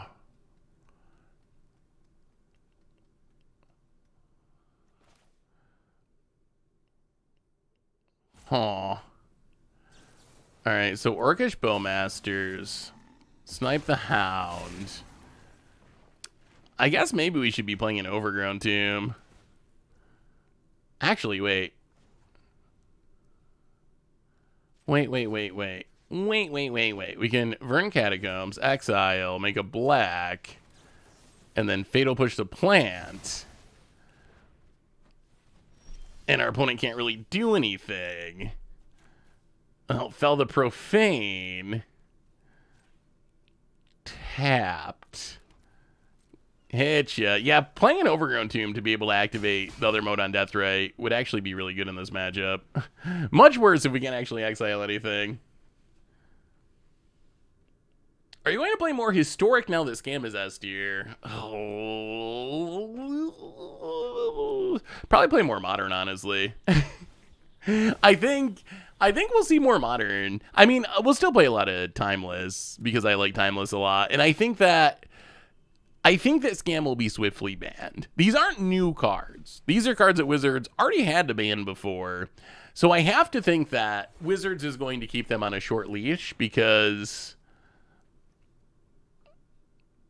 they know.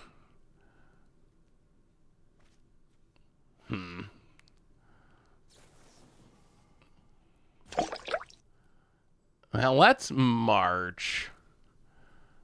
Exile Malika Rebirth. Oh, actually, there's a land in the graveyard. We don't even have to pitch anything. So let's exile the polluted delta. Make black. March. Kill the Deathrite. I mean, we've killed a lot of things. Alex Mateo! I'm glad you're still kicking for the 59th month. Welcome back to the Fishbowl. Thank you so much for your subscription. Big super, thank you, thank you, thank you, thank you. We might be fighting a losing battle against these plants, though. This insidious roots going to be an issue. A big one. Pound it. Making manas. Grisferaceous larva.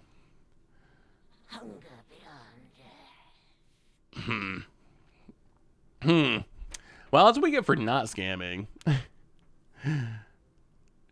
Are we going to do Teaching Arena Gen Alphers about scam? Maybe. So, reprinted cards is kind of the theme of that. I'm not sure what the best Teaching Arena Zoomers is from this set yet. Well, we get to kill the Tyvar, which is something. I really thought I was going to win that one. Opponent. Mills. Passes. Oh, we draw even more useless lands. I mean, maybe the people that are running graveyard hating their main decker, maybe they're right. Maybe they're right all along. Well, kill the...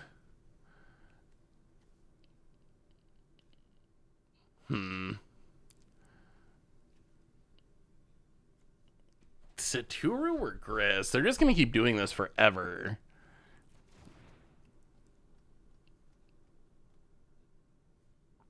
They are going to do it forever. How do we stop it?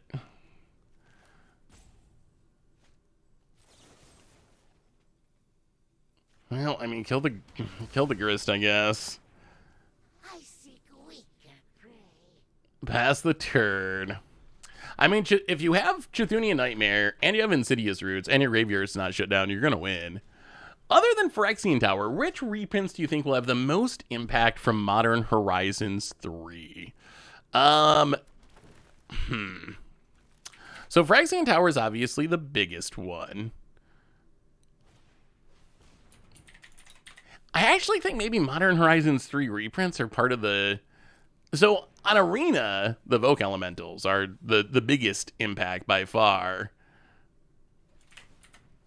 I feel like the reprints are maybe some of the weaker aspects of the set. I'm trying to think, are there any? So if you look at the reprints, Brea no, Kalia no, bad, like Commander reprints they are. Fetches, obviously, everyone knows about those. Recruiter of the Guard has uses, I guess. Like, I think it will see playing like Death and Taxes. So that'll have some amount of impact. I'm pretty skeptical that the medallions are actual cards. Like, maybe there could be a combo brew around a specific one of them, like the red or the blue one, but they're not really, like, good cards that are going to be played in a whole bunch of different decks or anything like that. They're Commander reprints, for the most part, that maybe have some, like, against the odds potential is kind of how I see them. I hope I'm wrong. I hope there's some, like, medallion Storm deck in Modern. Otherwise, like, the reprints are pretty Commander focused. Kappa Cannoneer, probably good in Modern Affinity. Opponent, Nightmare, again, probably good in Modern Affinity. So I think that's possible. I'm excited to build around Orm's Chant in Scepter Chant, although in a world of Besejus and so forth, I don't think it's going to be, I don't know how successful it will be. I mean, I guess there's a lot of reprints, I guess, that have some potential, but there's not a ton of reprints that are like top tier, like staple cards. And I guess maybe that's the theme of the set. It's a lot of cards that are good in specific decks or archetypes, which I think is a good place for the set to be. Lately, it has uses. It's seen play in Legacy. It's kind of gotten power crept out of Legacy by more recent Commander Precon cards, but okay, yeah, sure about it. I will say these decks are, my God, are they slow. The Modern Horizons 3 has definitely added a lot of clicking to the format. Click level midnight. How about Devotion to Black with Grim Servant, and you splash blue for Necrodality to get double triggers. That also lets you search for 1 Devotion for the copy, and then you have access to blue to sneak in Leyline. Ooh, that sounds super spicy. I have to actually look up Grim Servant. What is... Oh, that's the new Devotion to Black tutor guy. Do we keep this hand? Yeah, that sounds sweet. This hand is not a scam. I think we just got a mulligan. Well, it does Thoughtseize. Yeah, whatever. We have Thoughtseize, which is kind of a scam in its own right. Well, some of these decks are really cool, but do they actually beat stuff like Show and Tell? I think Scam's got to be way better than Show and Tell. But I also think Scam is just the best deck in the format, so we'll see. But that's my current feeling, is that Scam is the new S tier, and that Show and Tell moves down a tier or 3. Reanimate, Grief, Fury, Season Pyro, and Thoughtseize. Well, I guess we take the Reanimate. Make our opponent play fairly. Where's our Necro? We have not seen Necro in ever. We have not drawn Necro, period. Couldn't the new uncommon Raptor be a pseudo Cascade effect for Timeless Beanstalk to replace a missing Cascade card? The problem is it hits anything. It's Cascade. I know I think I've referred to it as Cascade before, but that's actually pretty bad shorthand because... Oh, okay. Well, I guess we will scam after all. Just when it looked like we were dead. Now we're not, after all. So we grief.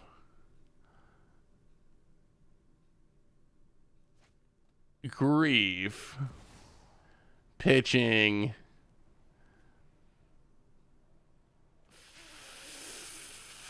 Fell Perfusion.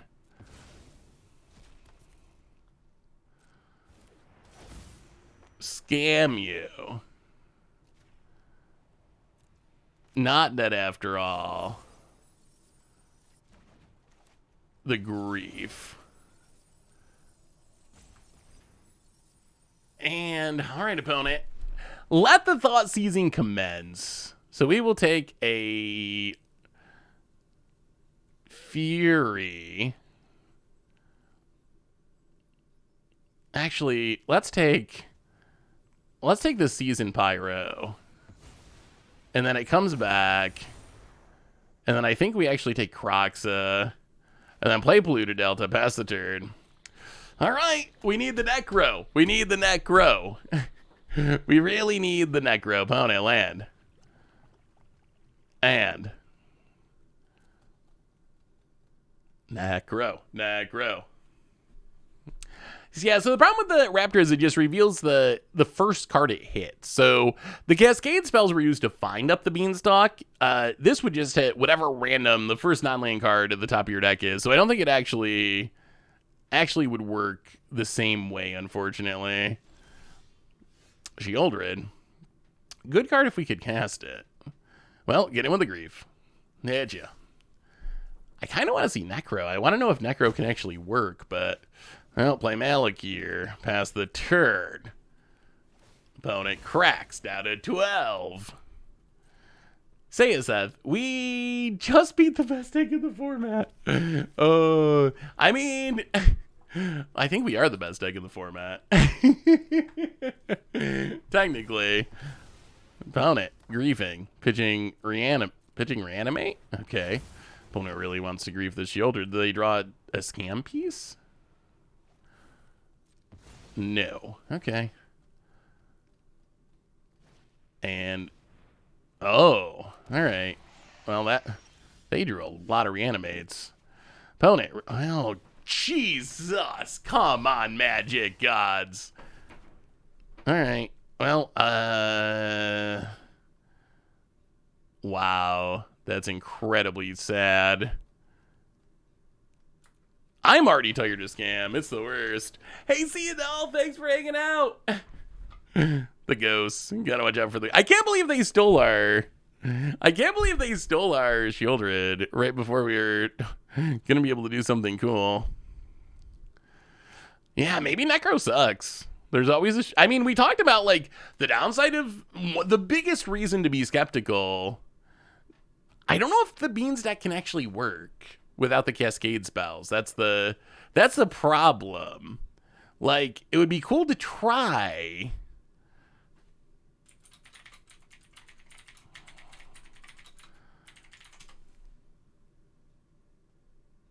So we can look at it. Let me see if there's.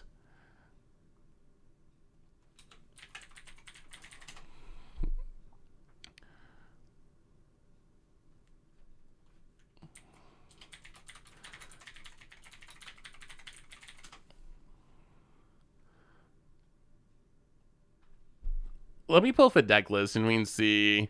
So here's what the deck lists look like. Can we actually recreate this? So, Leyline Binding, up the Beanstalk, Lorien Revealed, no Fire and Ice, I don't think that's a deal breaker.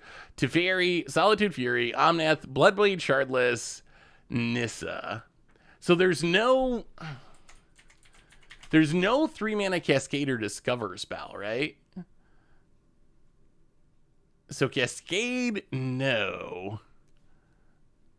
So there's Bloodbraid Elf, but Bloodbraid Elf was to cascade into the Shardless Agent to find up the Beanstalk. I wonder if it can work.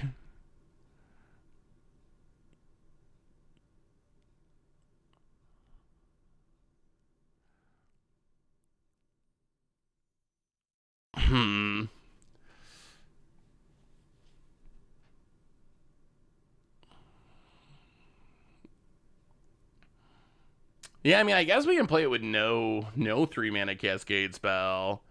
It's just, well, we can try it. Let's try it with no 3-mana Cascade spell. I'm worried about how slow that is. Because there's also, so what's the best replacement for Fire Ice? So there's no Shardless Agent. So we can try it. We can try it with only 4-mana Cascade stuff. We'll see. Maybe it'll still function. So Omnath, Fury. So we need a cheap removal spell that costs 4 more mana. I think that's where we're at. We also will. Yeah, I think it's actually a lot worse. Because then we'll also cascade into Fairy. We'll try it. We'll give it a go and see what happens. So what would the removal spell be? Any suggestions? It has to not mess up the Cascade. Yeah, there's no Fire Ice on Arena. That's what we're trying to replace is Fire Ice. Like, what's the Arena equivalent? Murderous Cut. Murderous Cut. Push Pull. Push Pull would be like okay-ish.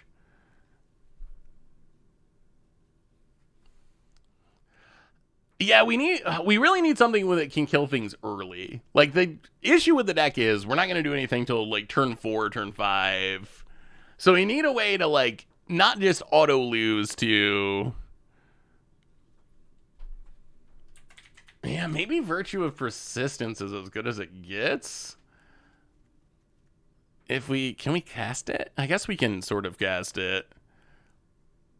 I don't think it can be Bone Crusher, because then we would cascade into it. All right, let's give it a go. We'll try it. I don't know if it'll work with 4-mana Cascade or not. We're gonna find out. This was a pretty busted deck when it popped off.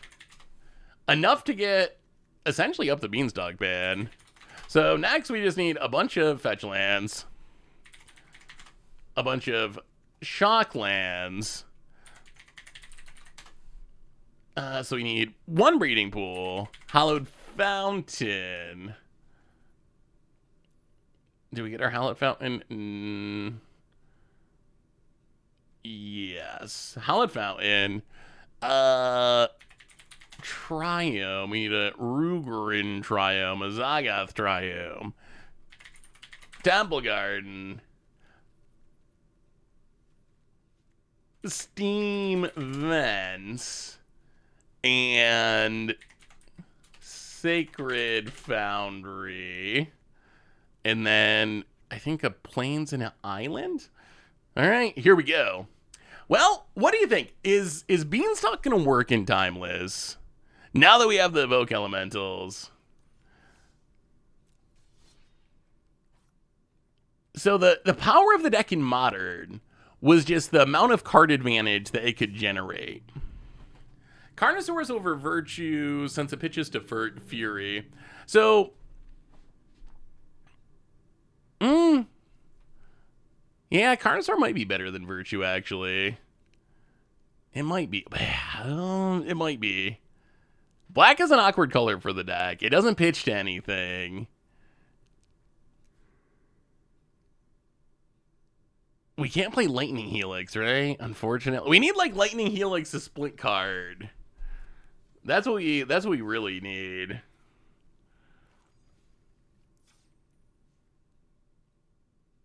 The speed is definitely the biggest concern. Like, if you look at this curve, and then, like, technically, our Cascades are more likely to hit a Nissa or a Teferi than up the Beanstalk, which is also scary.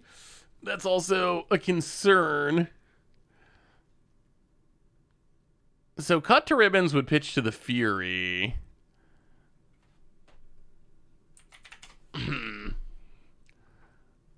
Oh, apparently, does Cut to Ribbons not exist on Arena?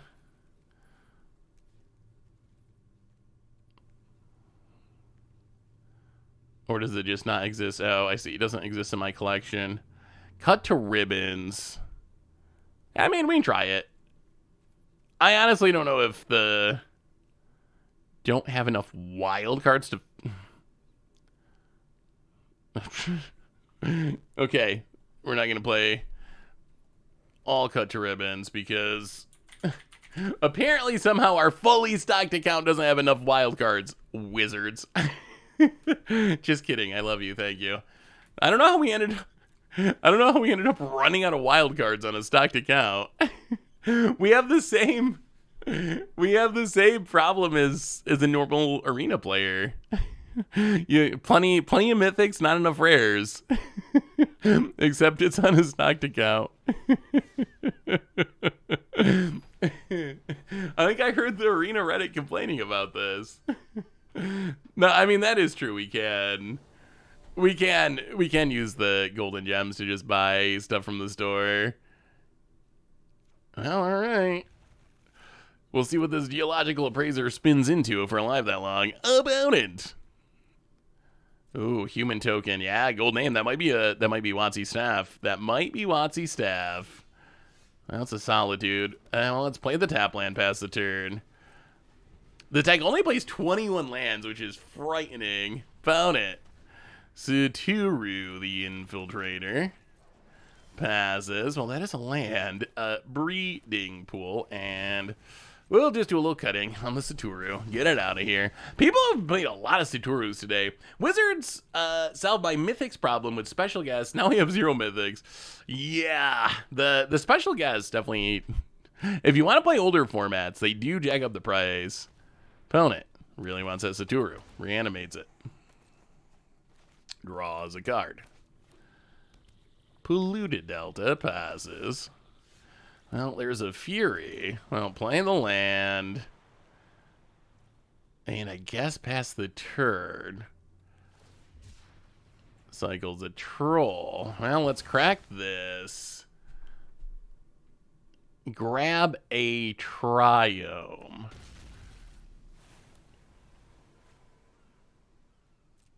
I mean, next turn we can Cascade.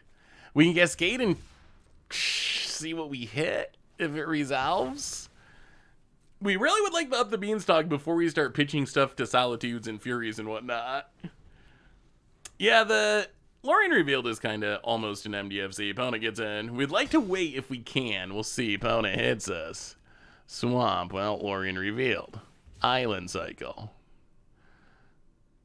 For a... I guess a literal island. Untap. Play the island. Geological Appraiser. Spin it to win it. Spin it to win it. Up the Beanstalk, please. Okay, there's a up the Beanstalk. Resolves. Well, let's... Solitude. Pitch Leyline Binding. Well, party time. Draw a Leyline Binding. Get rid of the Saturu.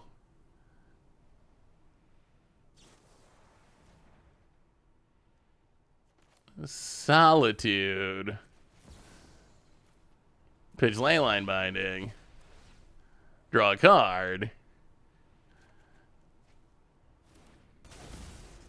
Get rid of the Saturu.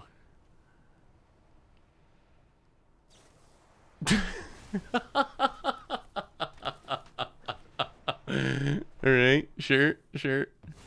Yeah.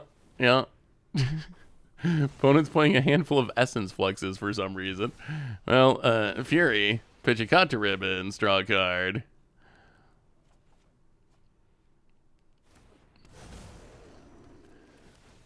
Get rid of Satu. I don't feel like this did much. I don't feel like we did any. If this isn't... Okay, not dead after all.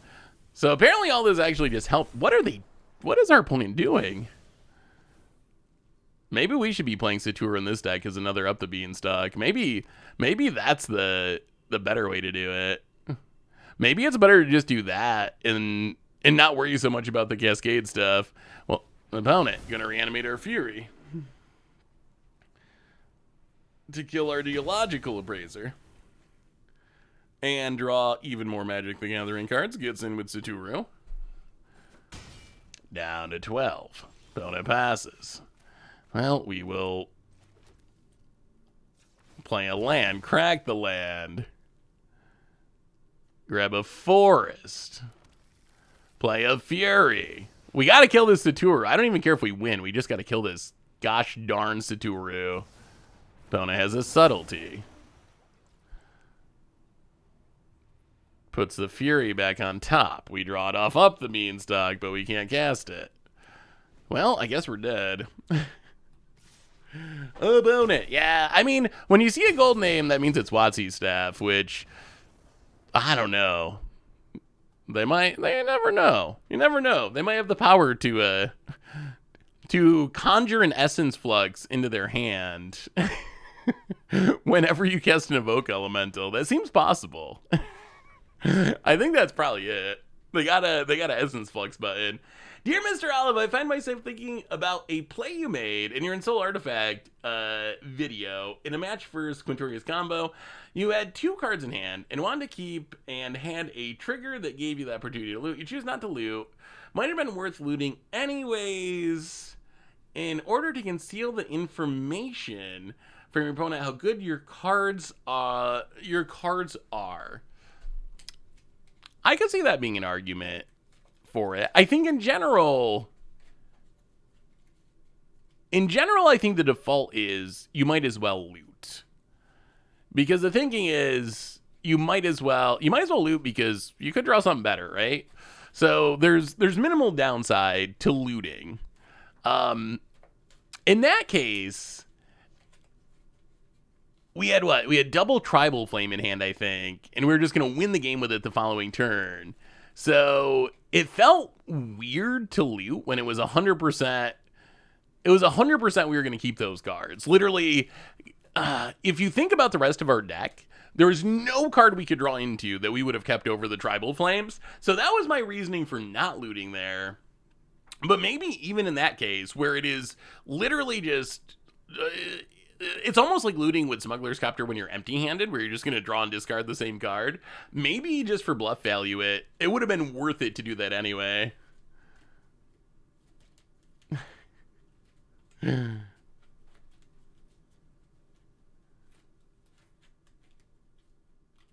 Yeah, you can't really scam Null Drifter because it is a cast trigger.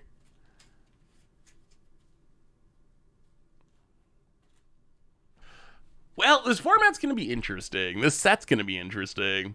I'm also very excited to try some of this stuff in Modern. We've been talking like Eldrazi, I think, is way better in Modern. That's probably the biggest one. Stuff like Goyf, I think, is probably better in Modern, even though I think you can play Goyf definitely in Timeless. We have a Goyf deck. So I think those get way better in Modern. Carbomination, good everywhere. Yes, that's super cool. Just, oh man, it's such a cool set. There's still so many things to try. I think that's what just makes it so exciting. We talked about this a while ago, but just like the depth of the set. Not that all the cards are good, but a lot of the cards are interesting. Even when you're way down, there's very few uninteresting cards in this set. There's like, usually when there's a set, you're like, half of the cards or more, like you just write off immediately as, I'm not going to do anything with these. They're like against the odds, or they're made for limited, or they're made for commander, or like, they're not really useful. But this set isn't like that. Like even the bad cards seem interesting enough that like I could build a cool deck. Like Pearlier Imperial Advisor, one of the cheapest rares in the set now. That's a card you could build a cool deck around. You play a bunch of auras, you play an Eldrazi conscription, you could build a cool deck around that. Is it going to be a top tier deck? No, it's not going to be a top tier deck most likely, but you could definitely build a really sweet deck around it, and I think that's just what makes this set so cool. There's no Scepter on Arena, unfortunately. So what do you think the best answer to scam is? What is the best answer to scam? Oh, well, thank you, Poopy Cat. Like, let's assume you're going to play against scam a lot for the time being. What do you play? Not playing bans. I mean, Leyline is an answer. Leyline of Sanctity is an answer to being Grief Scam, that's for sure. Oh boy, Merfolk. Oh, opponent. Well, they could have, actually, the way they get us is possibly by Blood Mooning us. That's probably how they could actually get us. We have another fetch? We do have another fetch. Well, let's take a forest. Opponent Silvergills and draws. And passes. Oh, Misty Rainforest. Crack Misty Rainforest. Grab a... Let's go Hallowed Fountain. Hallowed Fountain, untapped. Up the Beanstalk, draw a card.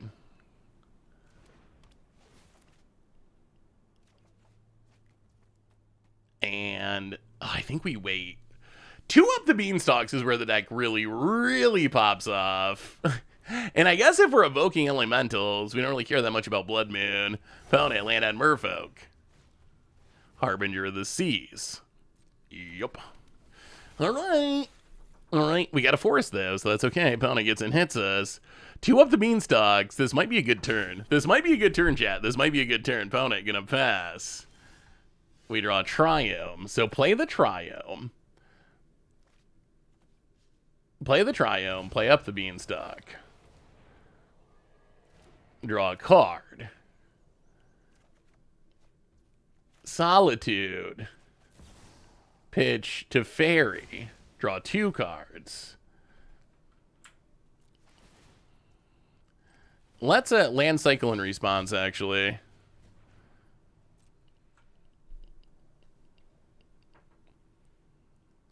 Did our opponent have a flare denial and they just weren't casting it? That might end up being a mistake. Grab a Triome. All right, draw 2. Come on, evoke elemental. Come on, evoke elemental.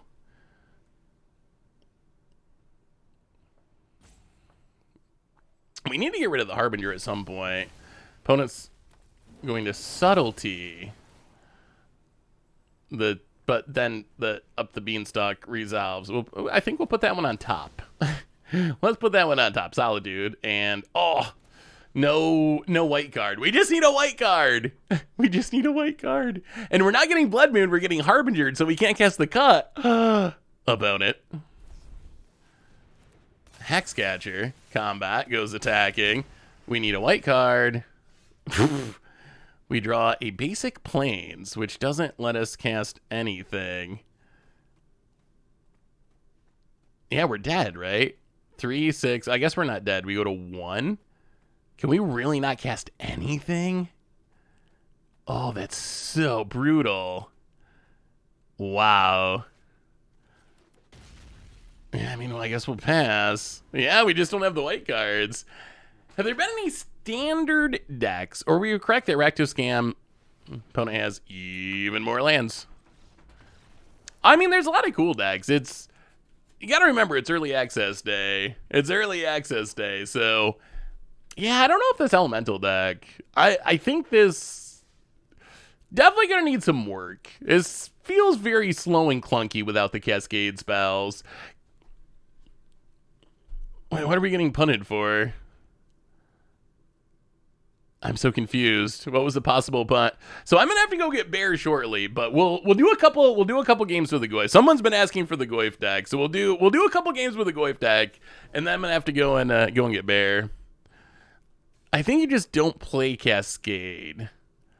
The problem is, but then you don't have Up the Beanstalk, and without Up the Beanstalk, the deck sucks. Like, that's kind of the whole gimmick of the deck, is like, I always have 3 Up the Beanstalks on the battlefield or whatever, because I just like cascade into them.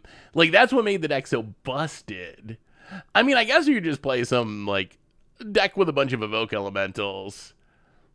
But I think if you're not, I don't know, maybe you replace it with Satoru. I guess that would be a possibility, is replace it with Satoru and just hope that you draw enough of them. Even though Satoru's legendary, it's, I mean, obviously powerful, but it is very legendary. Yeah, we'll have to explore it. I mean, Up the Beanstalk is powerful, and it works really well with Evoke Elementals. Well, I mean, we said we're playing Goyfs, and Goyfs there are. Here they are. Well, another Goyf, I guess. Get in there, 0-1, little Goyfy. little baby Goyf. Oh, man, that Black Leaf Glyphs. And Scam. Called it. Can't you make it with Satoru and make the deck basically Sultai Scam with Beanstalks? So Grief doesn't actually trigger Beanstalk, which is kind of awkward. Well, GG.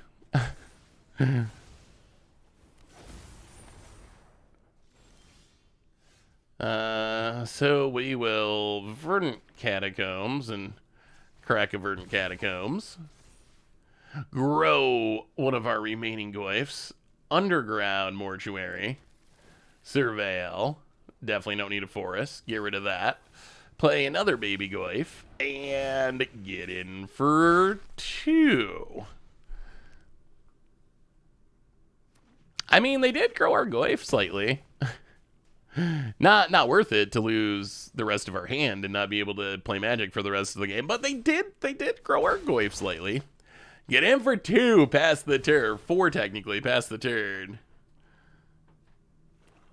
Oh, about it. Orcish Bowmaster. I think the thing about the Grief Scamming, it's just like, it lives up to its name. It is very griefy. Like, it's not only is it really strong, like the best thing going, at least it was in Modern, and still is in Modern, even after they banned Fury.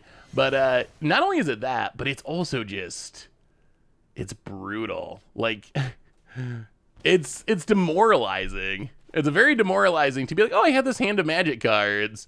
Oh, wait, I don't actually, I just have 3 lands in hand, okay. Thought-Knot was added in a historic anthology about maybe a year ago. Yeah, I mean, Goyf's, I don't know, they're not evoke elementals. They might have been the evoke elementals of their era. It'll be interesting to see. Do you think Nethergoyf is good? We haven't really run into anyone playing. I don't know if we've run into anyone playing Nethergoyf at all. Oh, Ephemerit's in the format too. Don't worry. If there's a way to, are the ghosts happening again? Why does that happen like every 20 minutes? This is driving me insane. There, all right, there we go. Well, it'll be interesting. I would expect a lot of various flavors of scamming over the short term. So, is Eldrazi a good deck? I don't know if you played it yet. I think Eldrazi are like kind of a fun deck. I mean, I guess it maybe depends on what you're trying to do. Arena is a very awkward place to play Eldrazi because you're missing the cheap Eldrazi. There's no like Eldrazi Mimic. There's no Endless one. So a lot of like the low end aggro Eldrazi aren't on Arena.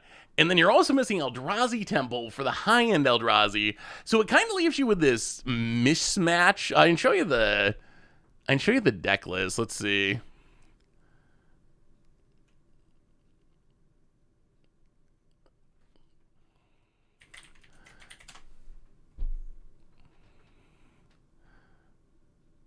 It definitely gets easier once you go to Modern and you have access to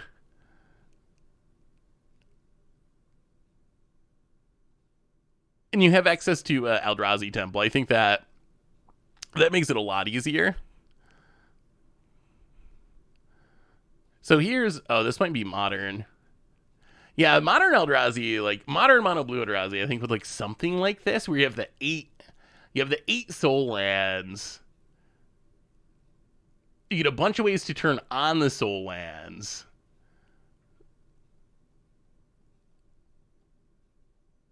And then you get like Kozilek's Command as kind of a catch-all. You get 1 rings. Where I ended up in for Arena was something like this. This is kind of like a... So the idea was to try to use the Abriel Grazers and Camis and so forth with Flare Cultivation to get around the fact that you don't really have anything to do in the early game with Eldrazi. So hopefully in the turn 1, you're doing like Abriel Grazer, sack it Flare Cultivation, get a Waste or whatever, and then maybe you turn to a Sowing Microspawn or turn to a Thought-Knot Seer, and then you get to, start playing the big busted stuff. So that was kind of the theory of it. I think it could have a chance, maybe. And it might be a little bit inconsistent. It might be a little like, when you get the right like starts, I think it'll be very powerful. But when you don't have the right starts, you might have a lot of 10 drops in hand. Yeah. I kind of hate Modern Horizon 3 for making me put Abriel Grazer in decks. What do you think of new cards so far? I mean, a lot of the new cards are super, super strong. I think they're being maybe a little overshadowed during this event by the scam stuff. Like the evoke elementals are just historically strong. So it can be a little hit or miss sometimes, where sometimes you just don't really get to play any of the new cards because they all got griefed or whatever. But when you get to cast them, they're sweet. Abriel Grazer it's so inconsistent. It's the card every time it was in Standard. Every time, I swear, it's the card you draw on like turn 4 when you really want, some impactful play, but you don't have any extra lands left in your hand. It's like Delver. It's one of those cards where your opponent always just gonna turn 2 flip the Delver and start smashing you for 3, but you always, whiff, whiff, whiff, and then your 1/1 dies to a Bowmasters or something. That's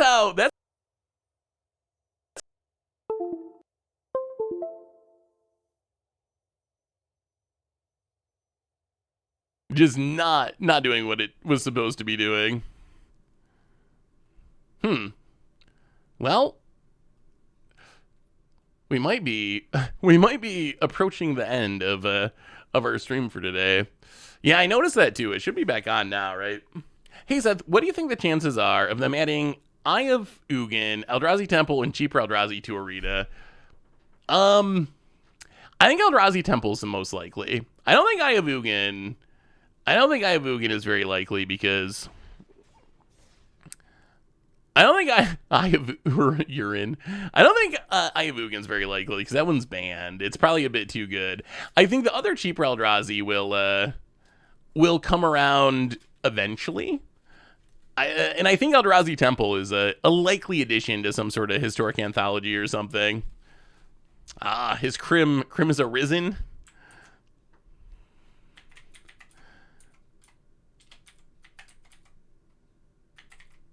I guess that's about right. Actually, no, it's probably early for Crim technically. Let's see what Crim's up to. What are we doing over here?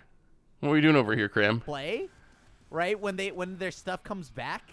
Crim's doing a little taxing, some Winter Moon taxing. Teferi's got some. You could tell. You could tell that. Oh my God, Fiona! You could tell that. What the hell? Thank you so much for gifting out 10 subs.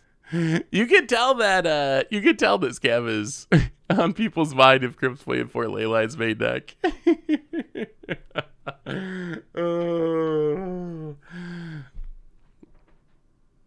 Yeah, we didn't play any Winter Moons. I'm more of a Blood Moon. I'm more of a Blood Moon guy than a Winter Moon guy. Although I think Winter Moon can serve a purpose. Hopefully, we'll try to get in one more game, and then I gotta go get Bear. But we'll see. I don't know. We haven't been having much luck getting into a game recently. The good news is, now that Crim's on, we can raid Crim at least. Give Crim a little raid action.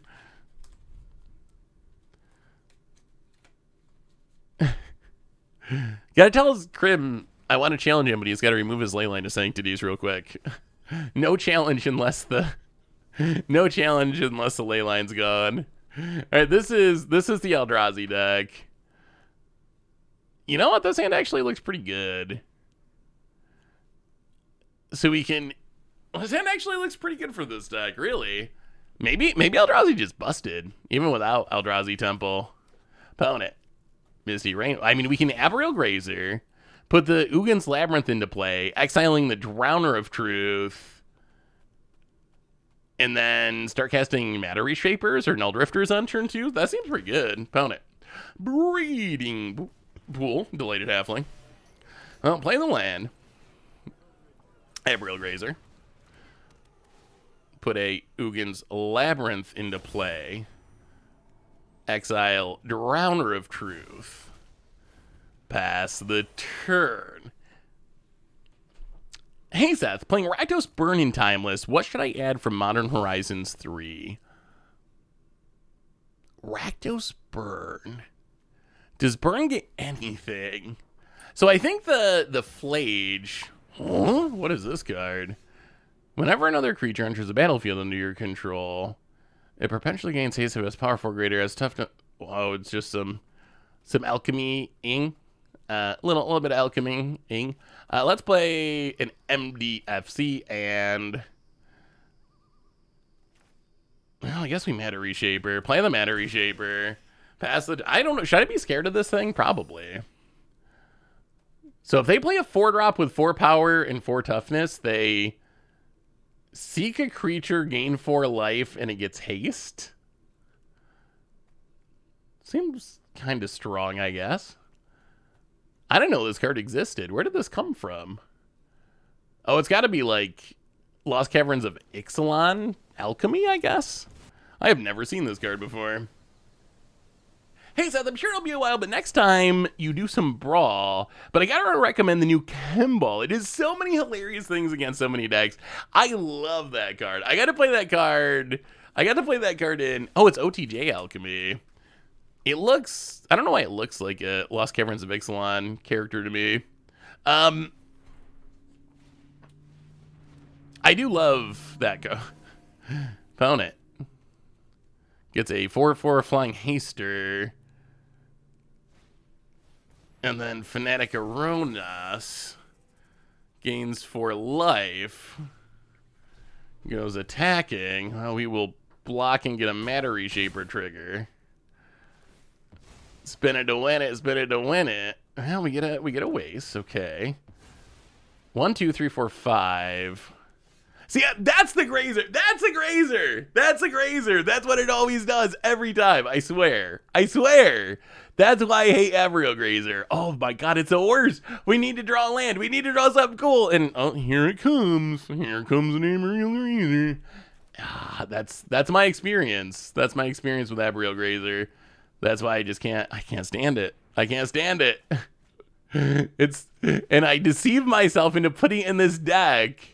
Ah, there's a Cameo Bamboo Groves too. It keeps getting worse. It's getting worse by the second. Now we have 2 of them. What am I supposed to do with 2 Aerial Grazers in hand here on turn? I told you turn 4. I said turn 4. Wait, how did I swear? Great, Aerial Grazer. I guess Aerial Grazer should be a swear word, even though it's not. It should be. Grazer.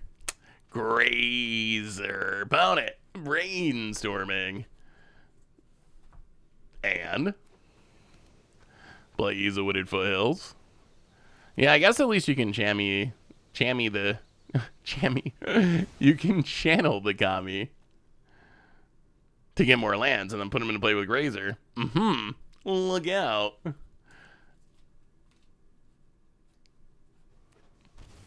About it. I have no idea what their deck's doing. It's got a lot of colors. And a lot of number 4s, I guess, in various places. Yeah, that is an upgrade.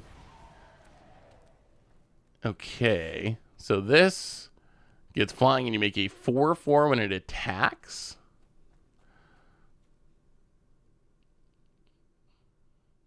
Oh, it doesn't get flying.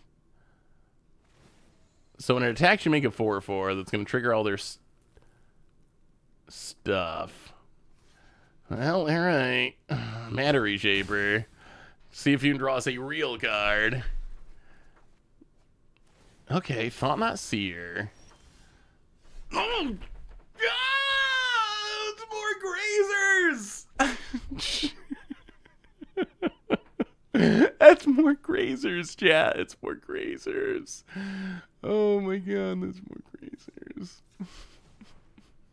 See, this is why you don't put Aerial Grazer in your decks. This is it. This is exactly, yeah, Grazertron. Literally the worst Tron. This is why you do not put Aerial Grazer in your deck. Don't trick yourself into thinking it was a good idea, because it wasn't. It was not a good idea. You might deceive yourself into thinking it was, but really... Oh my god. So now I guess we just play a bunch of Grazers to try to chump block these flying 4/4s. Yeah, they're Tron assembled. We did it. We did it. Oh my god, it's Aerial Grazer. Growth Spiral. What? That doesn't have 4 toughness, 4 power, 4 mana value. Steamhead's untapped. Well, what a way to go out. Losing 2. We have angered the Grazer gods. Found it. Taps for 4 mana in response to the trigger. I mean, our opponent's deck would be kind of interesting if it wasn't built around an alchemy card. And Uro dies. I don't know if I've ever really been impressed with the alchemy deck. Whenever I see a cool combo or something that involves alchemy, it's just like, kind of like, yeah, of course. Of course it does. Because you get to do things that other cards aren't allowed to do. So yes, you can do wild things with them. About it. Well, Null Drifter. Better than nothing. I want to Sewing Mike. Oh, we're still just kind of dying. Well, let's cast a Null Drifter, draw a couple cards. Play a land, pass the turn. We need a big Eldrazi. We need an Ulamog or an Emrakul. We need something like that. Null Drifter's nice. At least it's big enough to potentially threaten this Emperor and get it to stop attacking us. But our opponent's going to get back Uro, trigger their stuff a bunch of times. Seek a creature. Actually, just gain a ton of life, right? They gain a ton of life and it gets haste. That's kind of busted. Hasting in your Uro. And opponent brainstorms.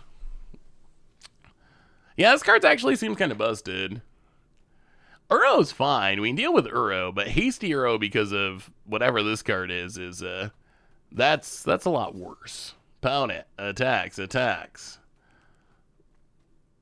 Come on, let's draw a big Eldrazi. Let's draw a big Eldrazi and go out on top. Opponent, huge attack, draws a card. Puts a land into play.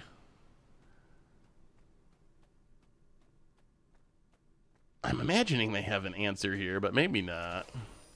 So we block and block and block. Oh, and this gets haste perpetually? All right.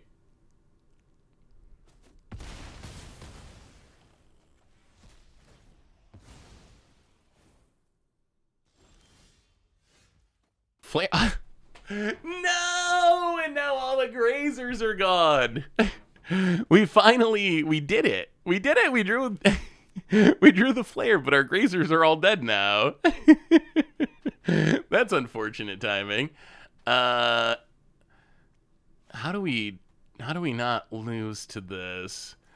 So I guess we can cast another Null Drifter. Actually, so if we kick Sowing Microspawn,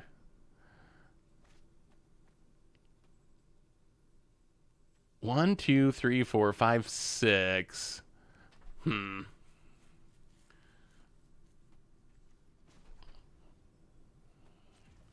One, two, three, four, five, six.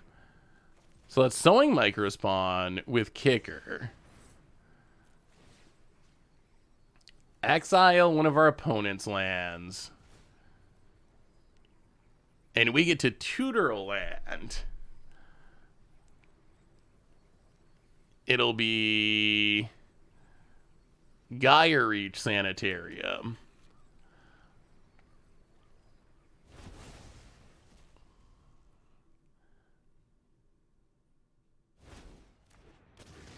And then Thought Nasir.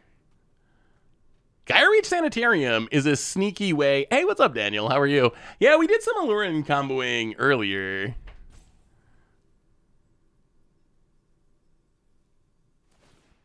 Opponent cracks the Flooded Strad. I don't think we're going to be able to challenge Krim today. That's something that would... I didn't realize that was something people were so interested in. Wow, Mana Drain. Sure. I didn't realize that was something people were so hyped about. So I don't think we're going to be able to do it today. But if that's something people are super hyped about, that's definitely something we could set up if that's something people want to see. Opponent taking their beats. Any turn 2 wins. Were there any? Did we win on turn 2 with anything? I don't think we went on turn 2 with anything. Opponent brainstorm.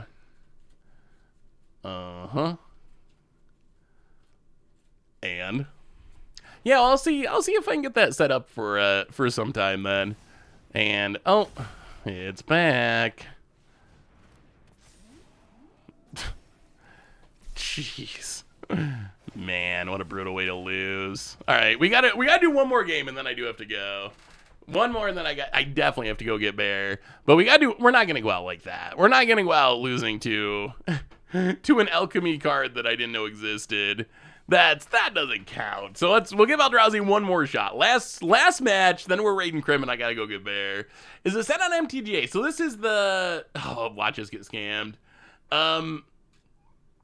Oh yeah, there are definitely people that ended on turn 2 for scam purposes. That is a thing that happens. Just people scooping. I think we'll see. There's a lot of pseudo turn 2 kills, right? Where your opponent has 3 lands left in their hand on turn 2. Turn 1 Dork, Phyrexian Tower, 4 mana Lurin, new Soul Sisters, a Serac win, but it's hard. Yeah. So I guess that would be possible. You need a lot of cards to go, right? I guess you could do something similar with Flare Cultivation. Like if you have turn 1 Dork into Flare Cultivation, you get to 4 mana. Actually, does that even work? Does that give you enough mana? So wait, Dork, Phyrexian. So turn 1, Forest Dork. Turn 2, Phyrexian Towers. So 2 lands in the Dork. Oh, I guess it would work, right? So you can tap the Dork, sack the Dork for 2. Actually, no. Isn't that 4 mana?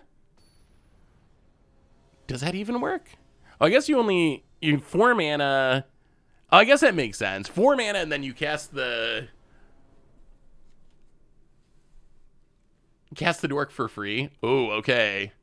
Well, here we go. Let's see. Oh, no, it's the same person. All right, we're going to beat this person. We're going to get revenge on Alchemy.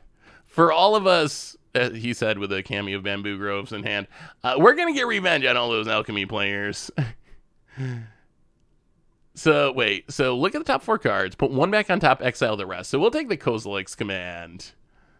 Actually, no. This is actually awkward. I mean, we will take the Kozilek's command. Exile the rest. The thing is, we want to do the Flare Cultivation thing. I guess we can wait a turn. All right, let's just play the Taplet. We'll wait a turn so we draw the Kozilek's command. If we do the Flare Cami thing on turn 1, we just lose the thing we put on top. Opponent has Delighted Halfling. Well, all right. This is still kind of a waste. Okay, so we can Cami of Bamboo Groves. Put the Yavimaya Coast into play. Flare of Cultivation. Sack the Cami. Get a Waste and a Forest. Put the Waste into play. Play the Jungle. I mean, we are doing some ramping, right? 1, 2, 3, 4. We're up to 5 mana next turn. That is kind of a fast start. About it. Is it possible a Nick Flint modern deck with Flare of Cultivation? Sort of. So you turn to Alchemy Dork. Well, play the land.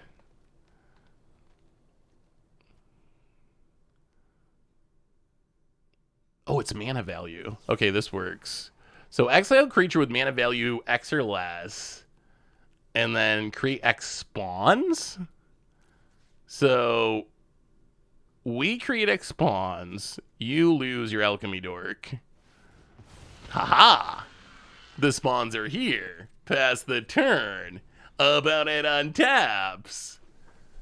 So there's no Veteran Explorer, which is kind of one of the key cards for Nick Fit in Legacy. But you can do something similar, right? With like Abriel Grazer trying to ramp into stuff. So I think there will be decks doing stuff like that. I mean, we have a lot of mana now. 1, 2, 3, 4, 5, 6, 7, 8. And we didn't get killed by the Emperor. And we can play this Devourer now, too, if we want to. Although I'd rather find, like, Dreamtide Whale. Sure. Not as scary when it's not hasty. Opponent passes. Well, we can Thought Not Seer our opponent. Take the Mana Drain. And then do we just Thought Not again?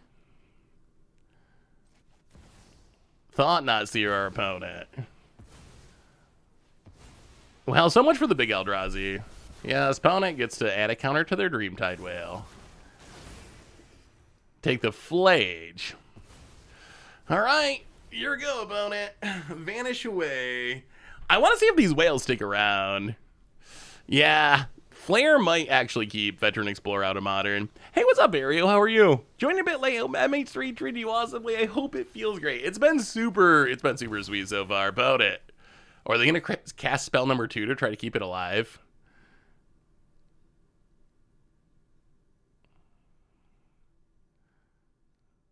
If they have a 1-drop here, that's wow. All right, opponent runs it out. So I guess it's possible we just die to the whales. Since our opponent drew a card they could play this turn. So now I guess we have to double block a whale, as awkward as that is. And now our opponent gets to draw a card with the Thought Knot here.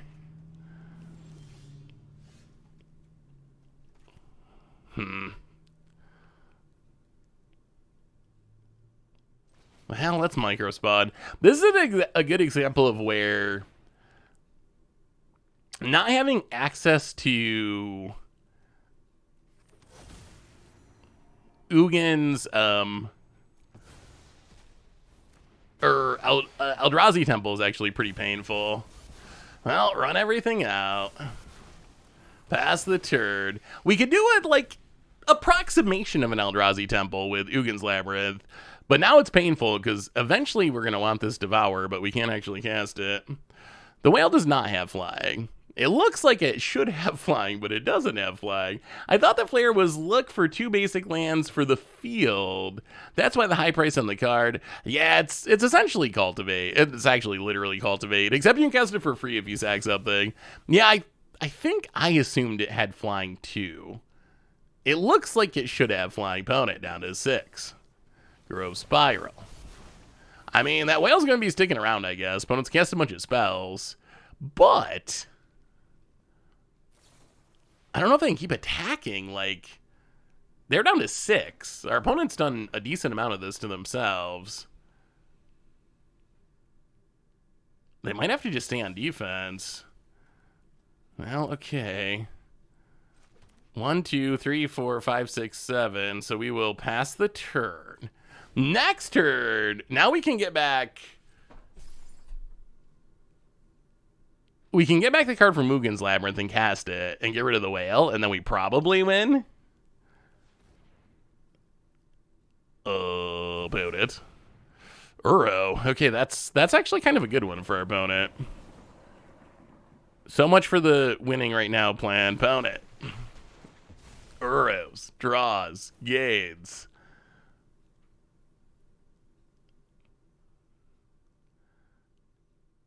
We might still be okay. So opponent gets back Uro and proliferates. I mean, we can still answer the Uro, but our opponent gets to draw a bunch of cards here. And they're back up to 12. Maybe this makes them attack with the whale because they don't realize what's happening. And Fanatic Aronis.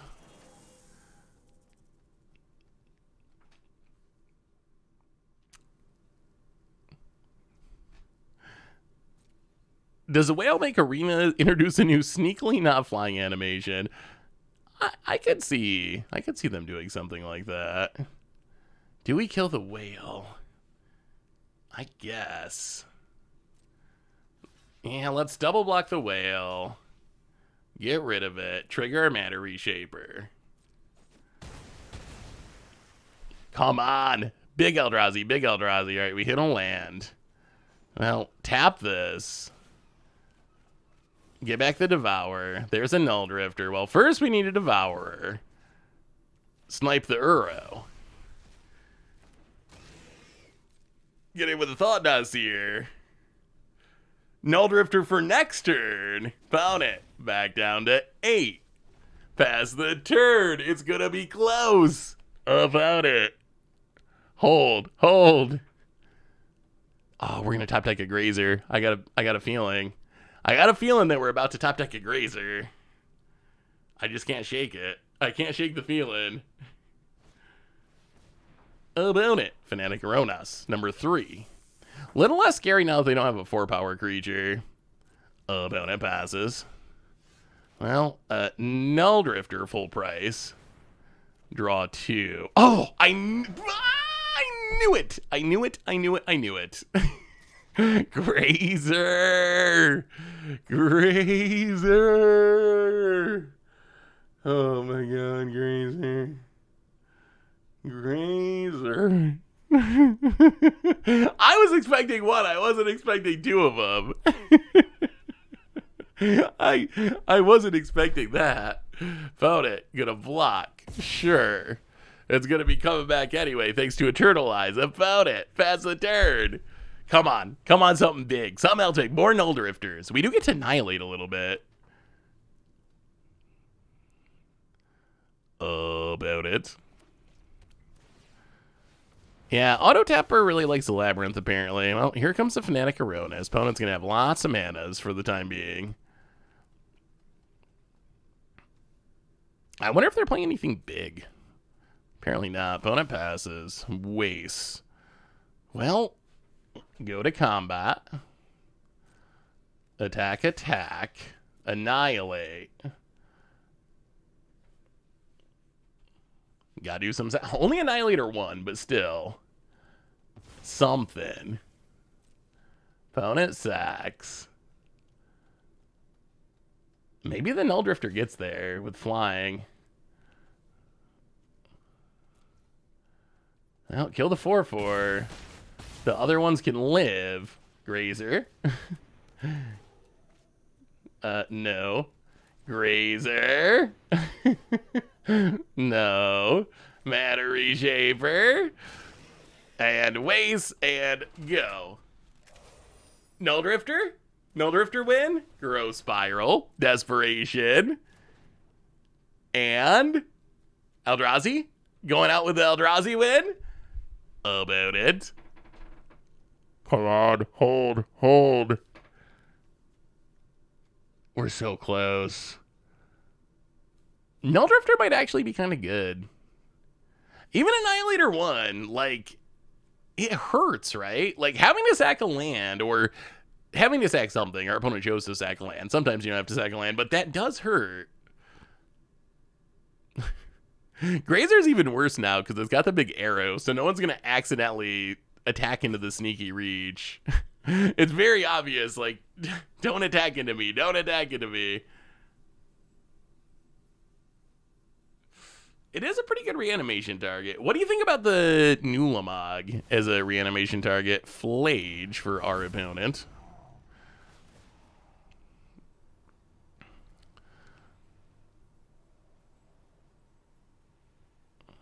Going to kill the Matter Reshaper.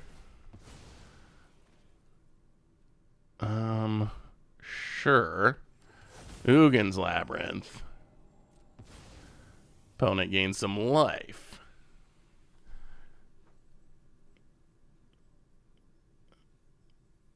Back up to 7. That was a good Flage. Oh no, it's more lands. I'll go to combat, attack, attack. Annihilate ya.